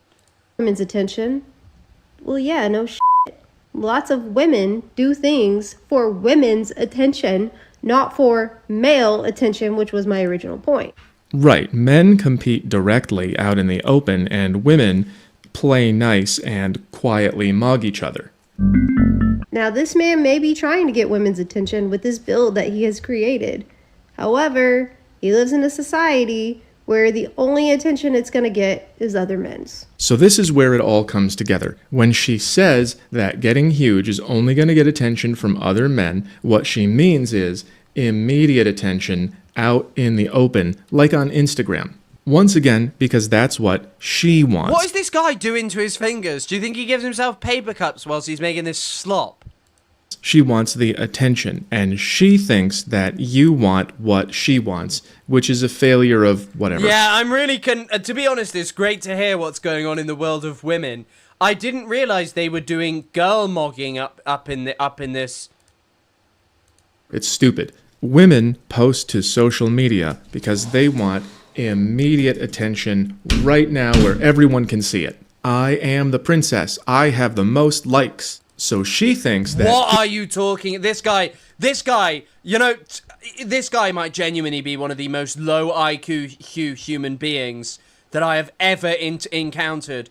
What are you talking about? Women are the only people that post on social media in pursuit of likes? What? He's trying to be muscle princess. as if he's doing the work to get the internet likes. And he did get those, and he didn't like them because they were from men. Because men are like this. Hello, I have noticed you. We say too much too fast. And women are like this. What do you want? Be nice. Here's niceness. Ew, not from you. Women's... What on earth? This, by the way, I don't think this guy's ever interacted with a woman because, by the way, if you've interacted with more than one woman or like multiple women in your life, there are times where women kind of do stuff like this to you and the inverse is plausible and can happen. Say too little too slowly. In other words, when men see something they like, they will say it out loud immediately. And by the way, I've literally never done this. I do not do this. I do not say that I like someone. In fact, I take ages and yeah. When women see something they like, they don't say it out loud right away. They see it, and then, after careful judgment, they figure out how they feel about it, and then later, when it's safe, they'll say it out loud if you're lucky. Women will say muscles don't impress me, and then later leave a bite mark on your bicep. So the research is clear, women like stronger men, and the internet is fake. I like how this guy hasn't bothered to read the study, and he's literally just putting that thing up. You see people... He just puts up the abstract. ...saying is not what they actually feel. Wait, sorry. Work, DEI, cancel culture, economy inflation. Bro. Oh my god. Economy inflation. Inflation. Dating expected to pay. Apps plus OnlyFans ETC. Hold on.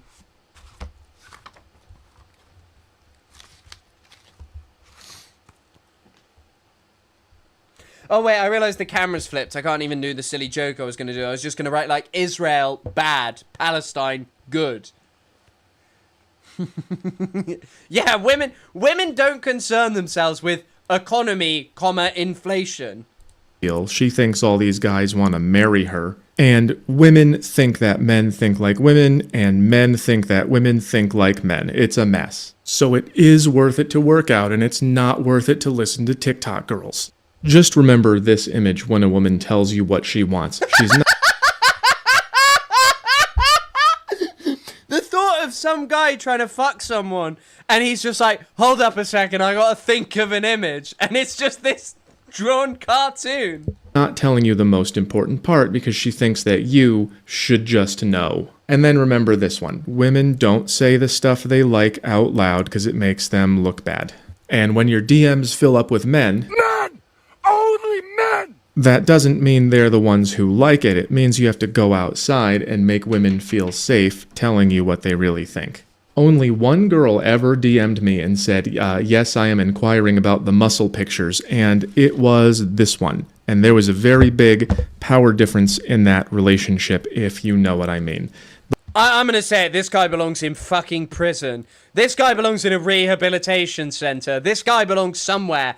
This guy belongs in... that we just found the only legitimate patient of the prisoner of Alligator Alcatraz, and it is this man. Because how on earth are you writing the degrees of what a woman liked you on a piece of paper? The ones who go straight for your body are probably not the ones you want to keep. So the reason you're frustrated is because you expect women to come straight after you like you probably go after them, and they're not going to do that even if they do like what they see. They're just going to drop a hanky and you have to notice and go, oh, was that, did you want my attention? So do work out, it is worth it.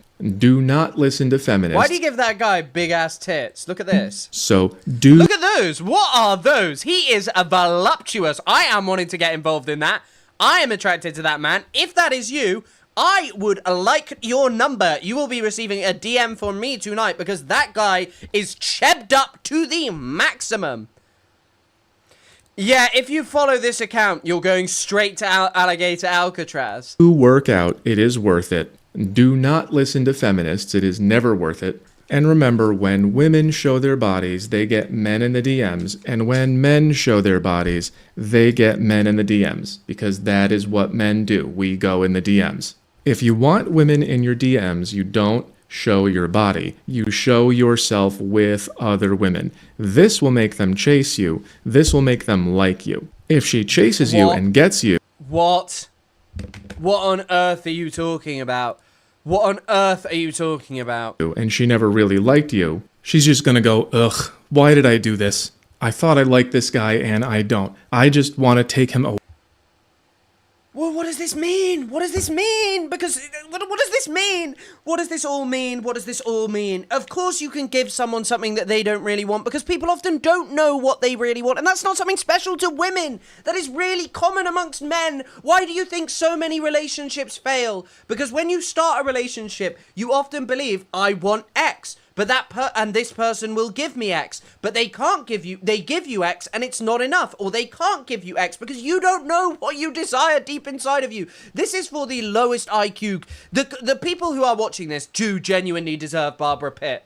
This is probably Barbara Pitt. In fact, Barbara Pitt should not say a question mark here. She should say a big thumbs up, and that's where you go forever.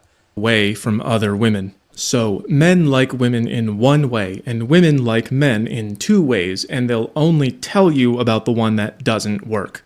Do the other one first. Hit the gym. And that was created by men. At the end of her video, she accidentally gives some good advice. So the amount of time and effort you have put into getting that build, I suggest putting the equal time and effort. Love is giving what you don't have to someone who doesn't want it, Lacan. Beautiful, beautiful, beautiful.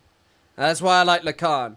This guy should get on his Lacan shit and stop being a fucking idiot who pretends to read studies and books. Into your personality. Maybe I should do this, except I just like draw pictures and do like, yeah, this is how you have sex using Lacan. And understanding what women actually want. She was trying to say that you should put your... What does this guy do? Psychomath is his other name. Is Asmongold actually like a big fan of this guy? Wait, I want to see what this guy's most popular video is. Levels of Thinking, basic version. How attractive are you? Guy Pretty Privilege. A map of relationships types to help relieve dating confusion. The Mystery Zone. Oh, I want to find out about the Mystery Zone. Guys, I got to end the stream here because I'm going to be finding out about the Mystery Zone. This sounds fucking sick. There are things happening on the internet which you will never comprehend, which you will never understand. There are things happening on the internet that should result in you being sent to the gulag. Oh my god. I should just draw graphs. I mean, if I drew moronic graphs and told people it was West Asian, how to understand the MENA region, they'd go fucking mental. So this is where these idiots are getting this kind of rubbish from. I didn't even know that. What he calls the... it's the erogenous zone. It's a mystery to him. He's never discovered what an erogenous zone is. Okay, I don't know if we have time to do the bad empanada... Oh. The bad empanada thing, because, sorry, the bad empanada, the Tabernacle thing, because I have to finish by 7:30, and that's in an hour, and his video is an hour, so I don't know what to do. Start it, and then finish it tomorrow, or not start it and cover some other stuff. I have some other stuff to cover today, but yeah, I don't know. What should we do?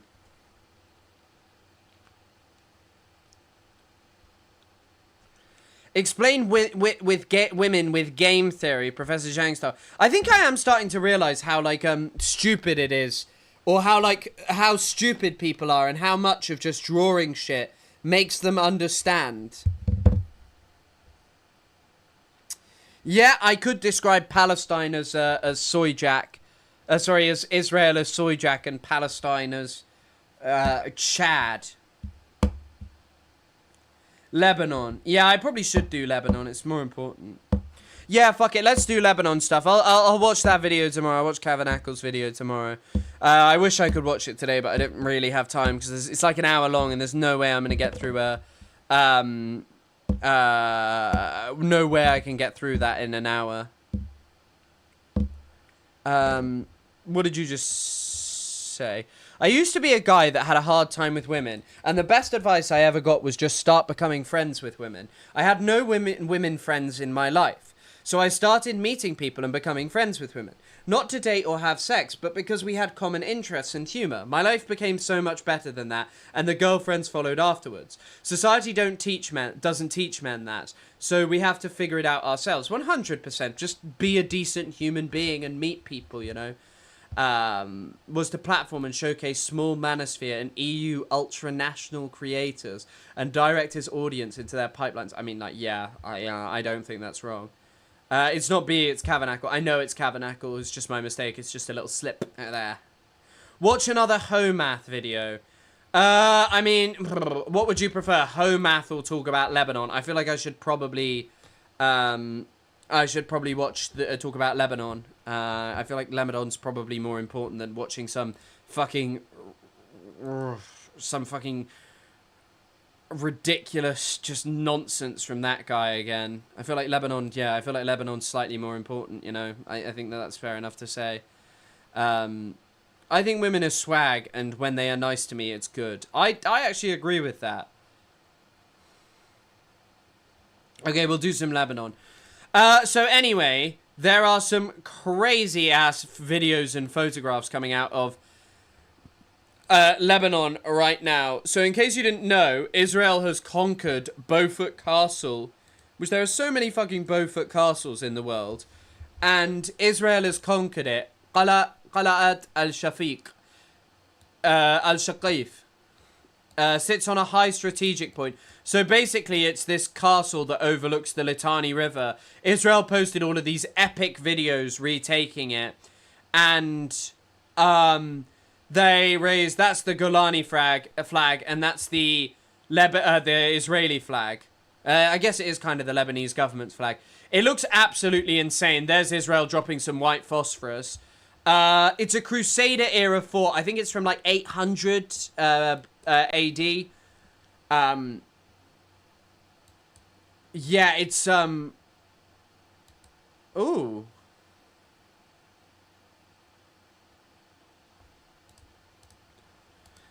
It's, yeah, the Israelis have taken over it. So, historically, Beaufort Castle did actually seemingly used to be a Hezbollah... sorry, not a Hezbollah. It doesn't seem that clear whether Hezbollah have ever used it, because there's this funny thing here. So, in the 21st century, it was apparently a major stronghold. Oh, this would be the 20th century. T. Lawrence of Arabia had a great time there. He visited it. Great for him. I hope he had a nice time there, Mr. Lawrence of Arabia. T.E. Lawrence. Anyway, he visited it, but in 1982, apparently the PLO used it as a base, and it was heavily shelled by the Israelis before it was captured. The Battle of the Beaufort. Oh my god, that... I know it's like Israel was doing horrible, horrible shit, and, you know, fuck them, they were invading another people's country. But the Battle of the Beaufort sounds so... it sounds like such an interesting name. It kind of like evokes like the Battle of the Bastards or something. The Battle of the Beaufort was fought between the Israel Defense Forces and the Palestine Liberation Organization. Guys, I'm doing some theory here. On June 6, 1982 over Beaufort Castle. I'm guessing this is just the wiki version of it, but yeah. So apparently there was just the Israelis just went into it and they took it then. But anyway, much later on, it was the Israelis have now taken it again. It's a really, really important strategic point. I mean, this is the view from it. Obviously, you can see over a lot of southern Lebanon. The Israelis used to have a huge base in the Beaufort, around Beaufort Castle, but they blew it up. They placed huge amounts of TNT, C4, whatever the fuck. They blew the shit out of their base so Hezbollah could never have it because they used to get shelled to a high heaven when they were in it. They demolished the base entirely. But now, 26 years later, in yet another great invasion that is going to work, the Israelis have taken Beaufort Castle again. I mean, it's undeniable. The images of it are just so striking. And part of me wonders whether it's a propaganda tool because, I don't know, apparently there was some fighting in the area, but it's like maybe just like to make the chuds go mental. Like, look, we took over this ancient castle. I mean, it's, by the way, southern Lebanon is so beautiful, but there's just no indication that Hezbollah was in it. And don't ask me about the Battle of the Bofa. Both of these nuts. None of you guys were there. You don't understand it. But yeah, just look at that. Incredible. It's one of the best preserved Crusader forts in the Near East, according to UNESCO. Just looks incredible, man.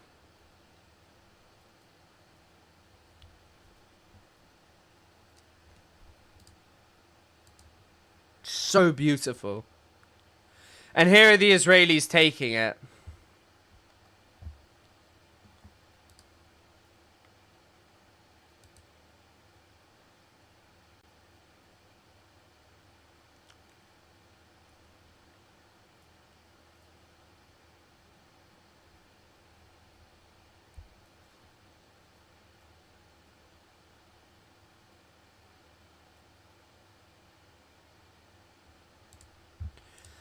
Fantastic.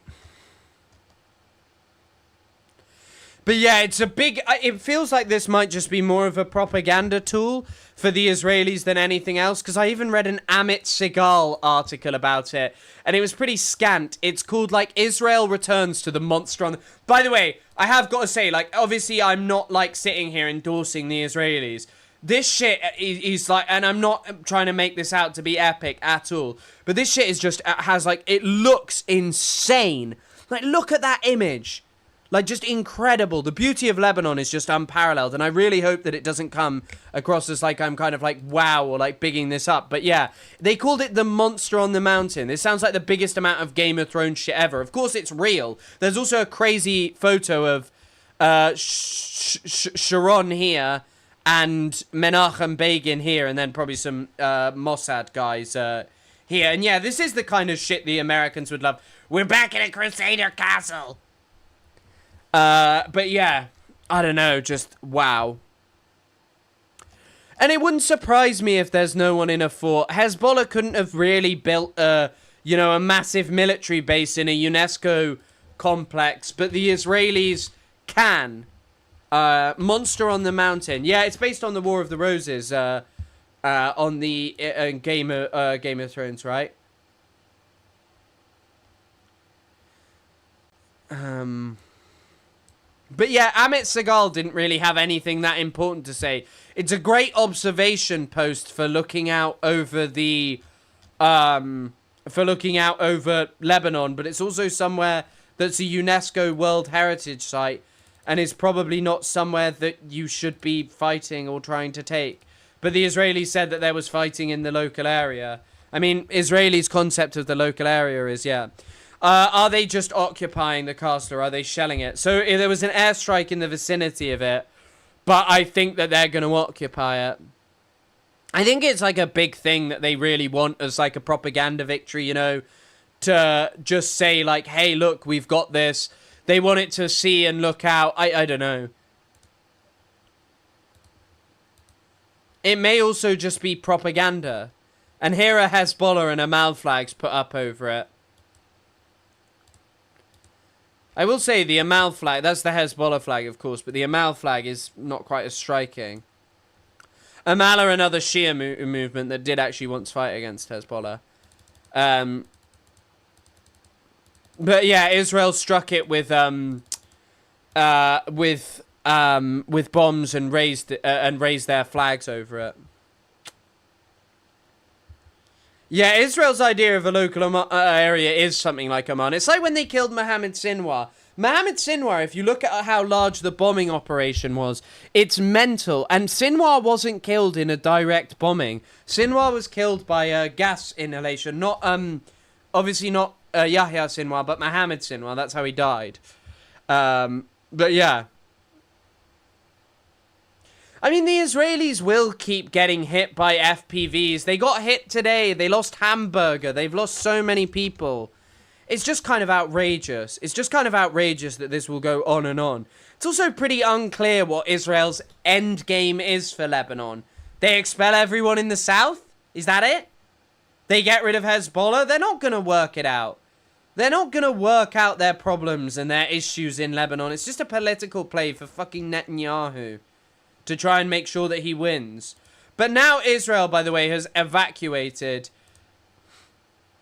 Israel has basically evacuated all of southern Lebanon. They've issued death threats to anyone who inhabits 14% of Lebanon. So this is it. Yeah, so anything south of the Zahrani River. Lebensraum is the goal. I don't think you're wrong about that. It's very confusing as to what might be the actual end goal of it, because they're not gonna achieve the aim of getting rid of Hezbollah or disarming them. The Lebanese government can't do it, and so it really does remain to be seen. It'll probably just be never-ending forever wars, because the only thing that keeps Israel together is war. There's a great YouTube video title: Why Israel Needs Forever Wars. Why Israel... Oh, wait.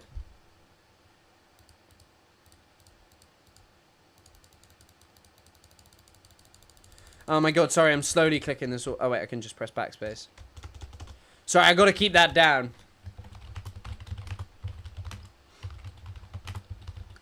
And I mean, it wouldn't surprise me. So they've basically taken... it'll be less than a third, but they're occupying a considerable amount of Lebanon. It's not a very big country, so... Yeah. They want the water supply and everything else. Yeah, they do want the... I mean, the Litani River is a great water source, and probably the Zahrani is too. I only know that the one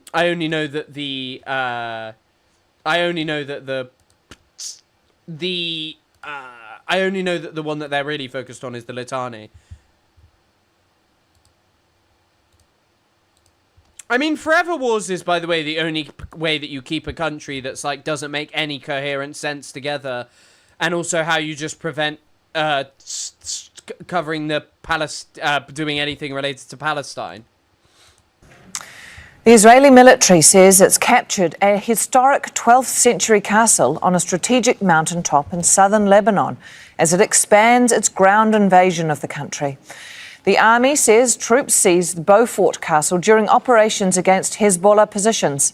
The castle's a UNESCO-protected heritage site that Israel previously occupied for 18 years before withdrawing from Lebanon. Do you think they'll recover the region? What do you mean, recover the region? La Boubou. That said, it will be Rafah, and thank you for the $5, Lemon Minko. That said, it will be Rafah, and they are doing that. Horrific. Oh, they said it will be Rafah. Yeah, I know. I know, it is horrific, and it's just... It's why so much of, like, having a conversation about genocide, where you're just like, not enough people have been died, not enough people died, and that means it's not genocide, feels so despicable and such a disservice to the people who actually live there, because, of course, their culture is just being wiped away. Their culture, their history, the people of Lebanon, so much just taken away by the Israelis. And also, hello, Timer. They view the people of Lebanon as not part of the friend group and they can only be hampered in their capabilities. So that's not quite true, Woke Neekskit. The Israelis do actually view certain parts of Lebanon as their friends. They specifically view Christian fascists as their friends. It used to be the Phalange. So in 1982. The Israelis made a decision to keep bombing Lebanon, Beirut in particular, even when they were told not to, when they were told they'd gone too far.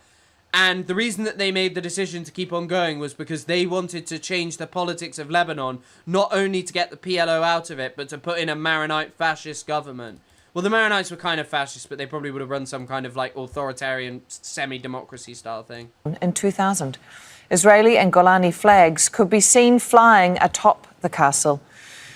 That castle is just outside the city of Nabatea. Israeli shelling has hit residential areas there, killing a paramedic and damaging a hospital. The Israeli army says it's also targeting Hezbollah infrastructure in Marjoun, despite... The positive I see is that the Iranian officials have held strong on their claims of a real regional ceasefire. But I'm not sure if Iran will sign a deal that allows IOF to maintain the occupation of current captured land. I mean, it seems that they've stood steadfast in it, but I think that the problem is the Americans care more about the Israelis than anything else. I cannot believe that they're still doing this. I cannot believe... By the way, this is also why we need to have a conversation that's bigger than, like, America controls Israel or Israel controls America. Of course it leans more towards America controlling Israel, but do you honestly think any of this is reasonable or sensible when, like, the global economy is just being destroyed for, like, I don't know, Israel needs it? A US-brokered ceasefire, forcing, therefore, thousands of people to flee. Lebanon's Prime Minister Nawaf Salam has described Israel's actions as collective punishment. In a moment, we'll get the latest from Ramallah, where Nida Ibrahim will join us live. First, though, let's go to Obeida Hito, who joins us from Tyre in southern Lebanon. Obeida, talk us through the significance of Beaufort Castle. Yeah, this castle, regardless of its UNESCO World Site Heritage status and it being an ancient castle dating back to the 12th century, is a military tactical upper hand. It sits on a several hundred meter high ridge that looks over one of the tributaries of the Litani River, the Sluhi River. It's been used militarily for hundreds of years to take control of this area where the Litani River actually makes a sharp bend, moving from north to south towards the west. Wait, hold on. Over one of the tributaries of the Litani River, the Sluhi River. It's been used militarily for hundreds of years to take control of this area where the Litani River actually makes a sharp bend, moving from north to south towards the west to the Mediterranean Sea. It gives the Israeli troops that have advanced across the Litani River a significant tactical advantage against Hezbollah. It overlooks all of the towns and villages that are around the city of Nabatea. It also looks over the western Bekaa Valley, all the way into the Golan Heights and into the northern Galilee. This is a tactical win for the Israelis, and that's why it's being celebrated by Israeli politicians. The castle itself has some strong symbolism for the Israelis. In 1982, actually this week is the 44th anniversary of that fight on June 6th. And is the Lebanese army the same? No. The Lebanese army is not, like, entirely run by Maronites. No. It's basically just there's quite an elite class in Lebanon that doesn't really care about the South. Like, look at so Lebanon has something called the confessional system. Lebanon. So basically, Lebanon's politics are based on sect, and it's always been that way to keep Shias down, and they keep keeping Shias down. That's basically the point. But the thing is like the Lebanese army, as Akil has just put it, is quite literally not designed to fight invading forces. They're there to keep the population subdued. The kind of, like, previous agreement that was sort of existed between Hezbollah and the Lebanese military is actually that the Lebanese military kind of dealt with any domestic issues, and Hezbollah was something that would deal with foreign policy issues. So, you know, whatever you feel about Lebanon, about Hezbollah, excuse me, being in Syria, Hezbollah were also interested in fighting the Islamic State. 7th in 1982, Israeli troops actually fought a 2-day-long battle up that ridgeline to take the castle, but it came at a huge price, losing a high-level officer, which has been remembered throughout history in Israel. Now that Israeli troops are controlling the Beaufort Castle, people here are extremely concerned that this operation is going to expand even more because of the vantage point that Israelis now have. They essentially cut off the supply lines for... What did I say that isn't correct? I think Israel still view Christian Lebanese as enemies, but they think their hatred towards Shia Muslims mean they can be leveraged against Israeli enemies, kind of like Russia, kind of like Ukraine fighting Russia and the West supporting them to do that without using NATO troops. I mean, Israel has always been interested in establishing a Christian state in Lebanon that's kind of friends with them. It's always been that kind of way. It always is. That's usually what they've tried to do. David Ben-Gurion, Israel's first prime minister, literally spoke about it as well.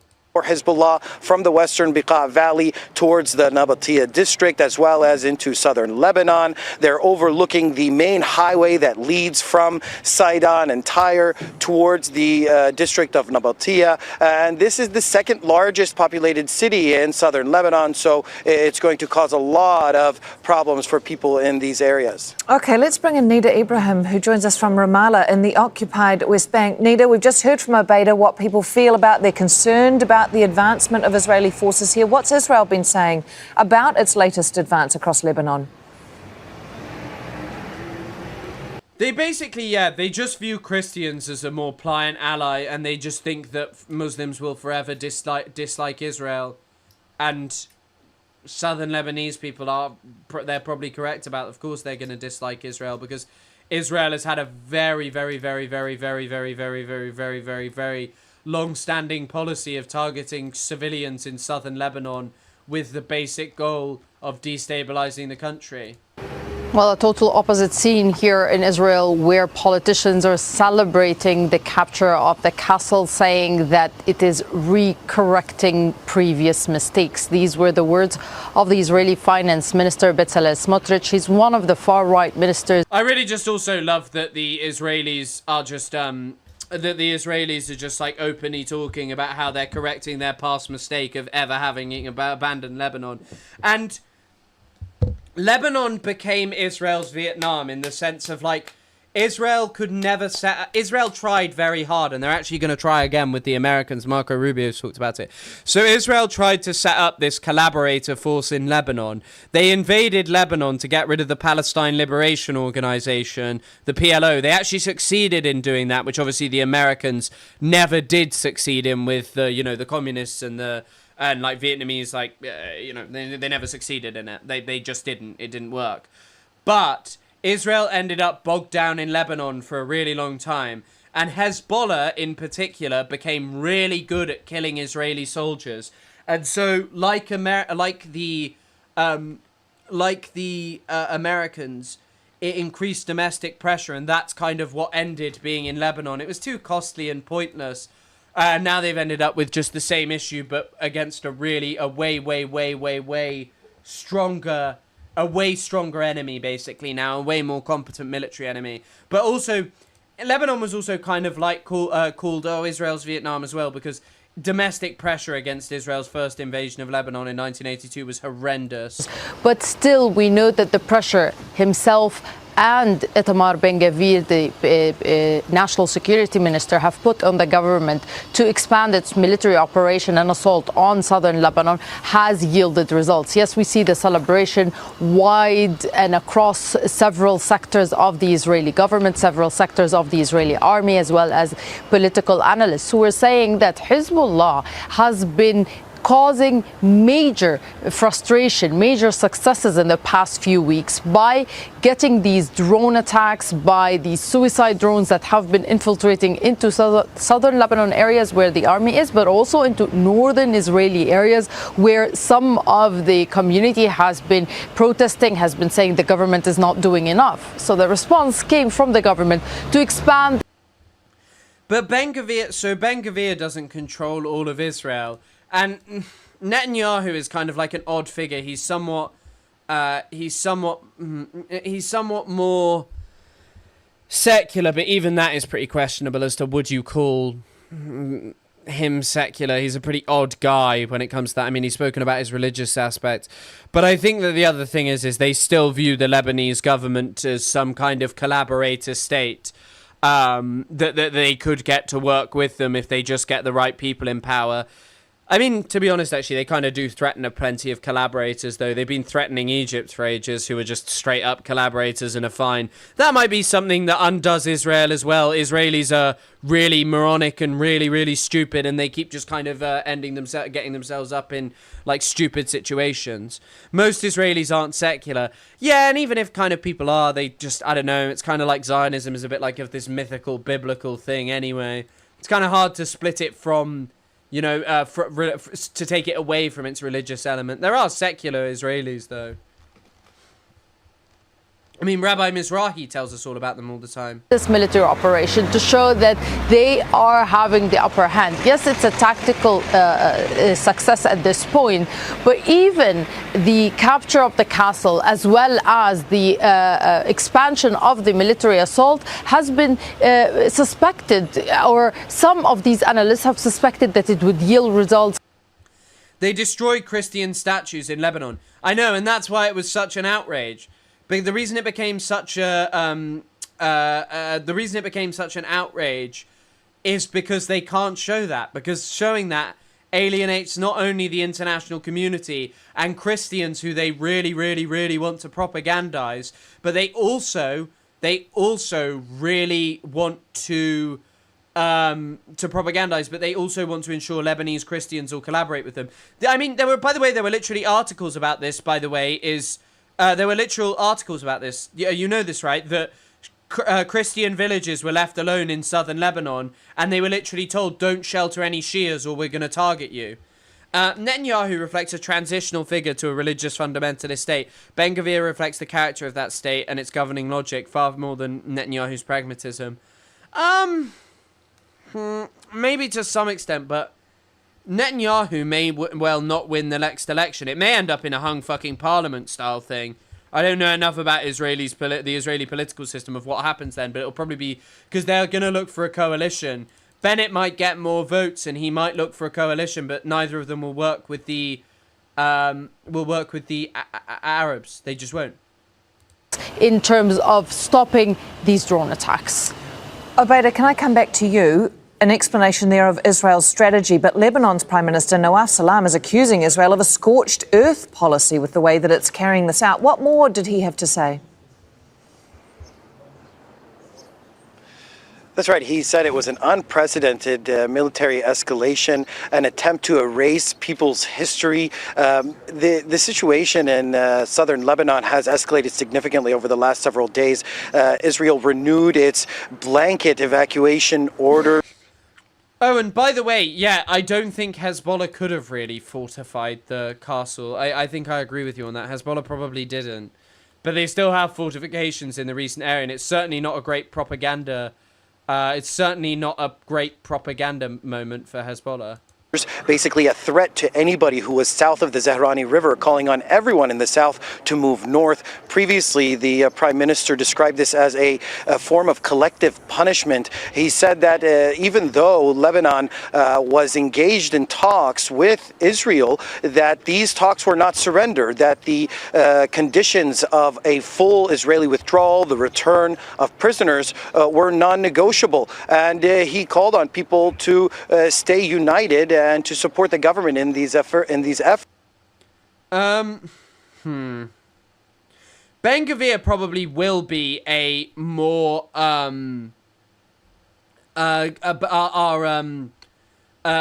will probably be more of a significant figure in Israel. No doubt, you're right about young right-wingers and Israelis being more right-wing. But even remember, right is quite like a broad thing. Like, everyone in Israel is right-wing. All of them are extreme. Naftali Bennett is really, really fucking extreme. Netanyahu is extreme. They're all right-wing. It's basically who's in and out of power and who can appease the base through what they're doing. Like, Netanyahu made great gains, but then he's kind of failed to finish the job because it's not as easy as he made out.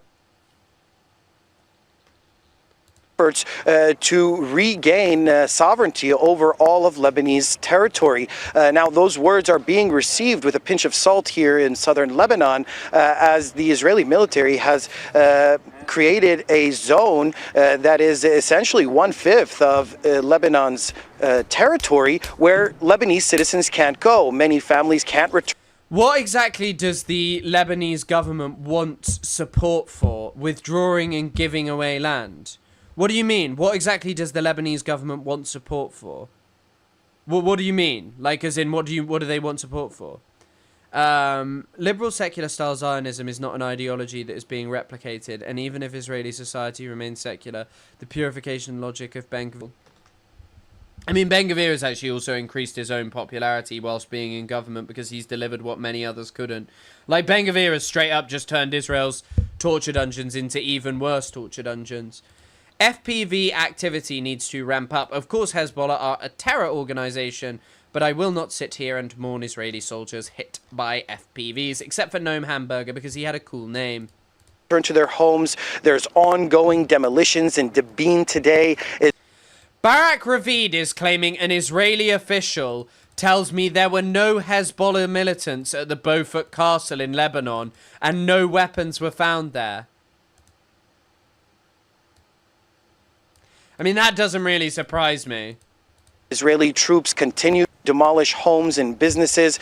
So for Lebanese people, these words are just a form of consultation and not something that's actually going to create change on the ground. And this is what I keep hearing from people here in the city of Tyre. Okay, Nita, all of this going on while there are still negotiations between Lebanon and Israel. The next round due in just a couple of days. What will Israel be looking?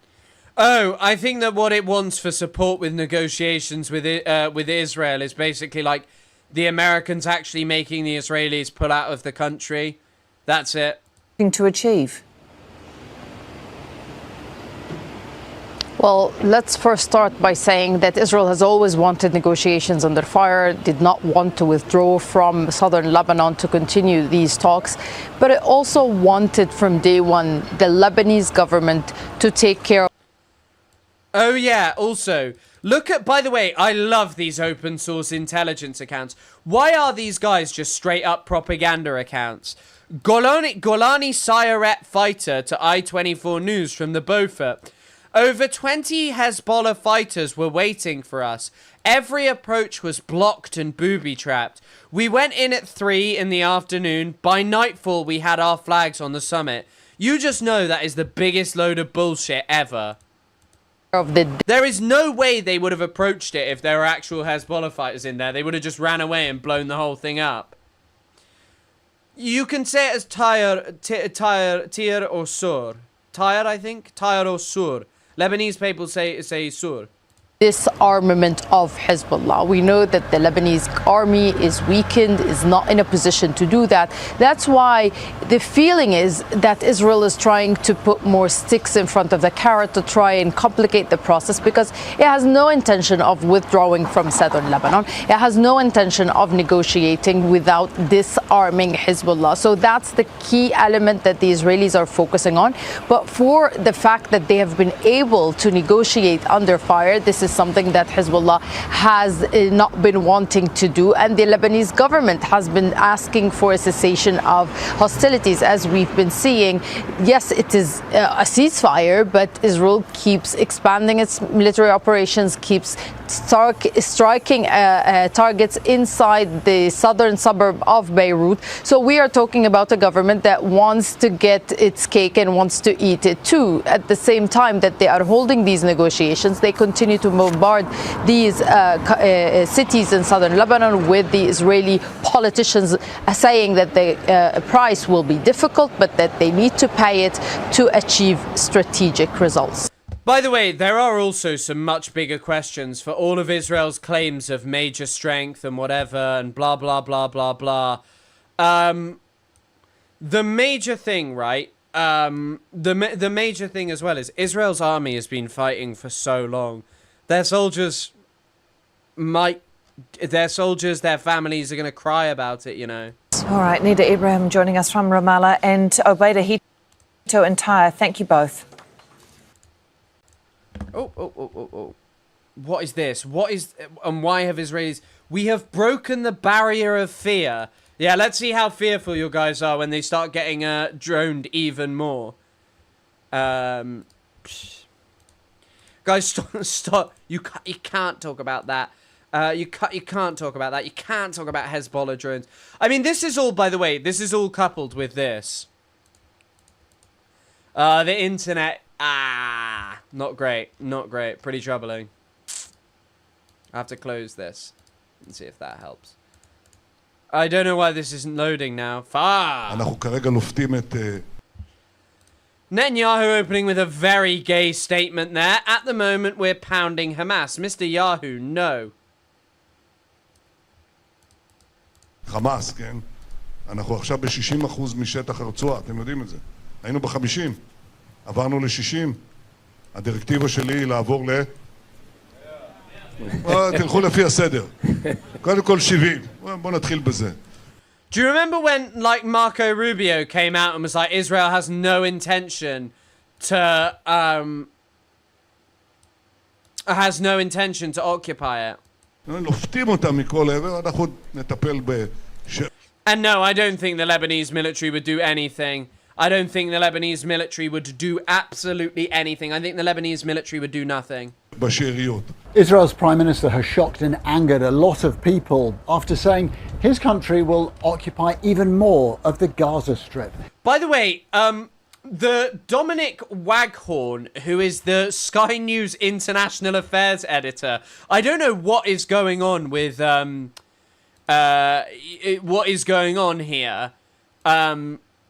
Dominic Waghorn is spending his time, like, actually calling out Israel, which is quite surprising, which, once again, I don't really get, because he obviously works for Murdoch Media, and, like, he's not doing anything unbelievable, but he's saying stuff like, each and every day in the occupied West Bank, rapacious aggression and with utter impunity. Him and Alex Crawford are actually pretty decent in comparison to everyone else who works for Murdoch Media. You compare it to, like, Sky News Australia, which is just, like, straight up Hitlerian rubbish. The logic of these people are distinct from us and can only be viewed as potential threats is absolutely the dominant ideological strain in Zionism. I don't think everyone is going to become a hilltop youth religious fundamentalist, but I think this will be secular. I mean, by the way, that is completely dominant. Like, Hila Klein, they literally just talk about how everyone around them are threats. Here's what you need to know. When a peace deal headed by Donald Trump was agreed to end the war in Gaza, the Strip was divided into two, and Israel occupied about half of it, with plans to eventually withdraw entirely. But since then, Israeli forces have been gradually edging forward, taking more Jesus Christ, the Israelis are pummeling and now they're edging. land. And now the Prime Minister says that expansion is going to speed up. So why is he saying this? Well, partly to thwart Hamas, partly because he does believe that Israel should occupy as much land as possible ahead of a potential new deal between America and Iran. But also, well, there's an election coming up later this year here, and Netanyahu's image is all about unapologetic strength and military might. The opposition say it was right to go to war in Gaza, but believe Netanyahu's belligerence has damaged Israel's international standing. There's one thing the Israeli government should have done many times, long ago, and didn't, which is say we're sorry for the loss of life, of innocent lives in Gaza. Children should not die in grown-ups' wars, and countries, democratic countries, should be able to have sympathy towards No way, state-mandated shooting and crying. Shoot Palestinian babies and then say sorry. About the death of bystanders. Gaza is still being attacked regularly by the Israeli military. And while the ceasefire agreement has certainly cut the number of deaths dramatically, the atmosphere is still one of nervousness and anxiety. This is still a place in crisis. Aid, food, medicine, all under strain, and so are the people.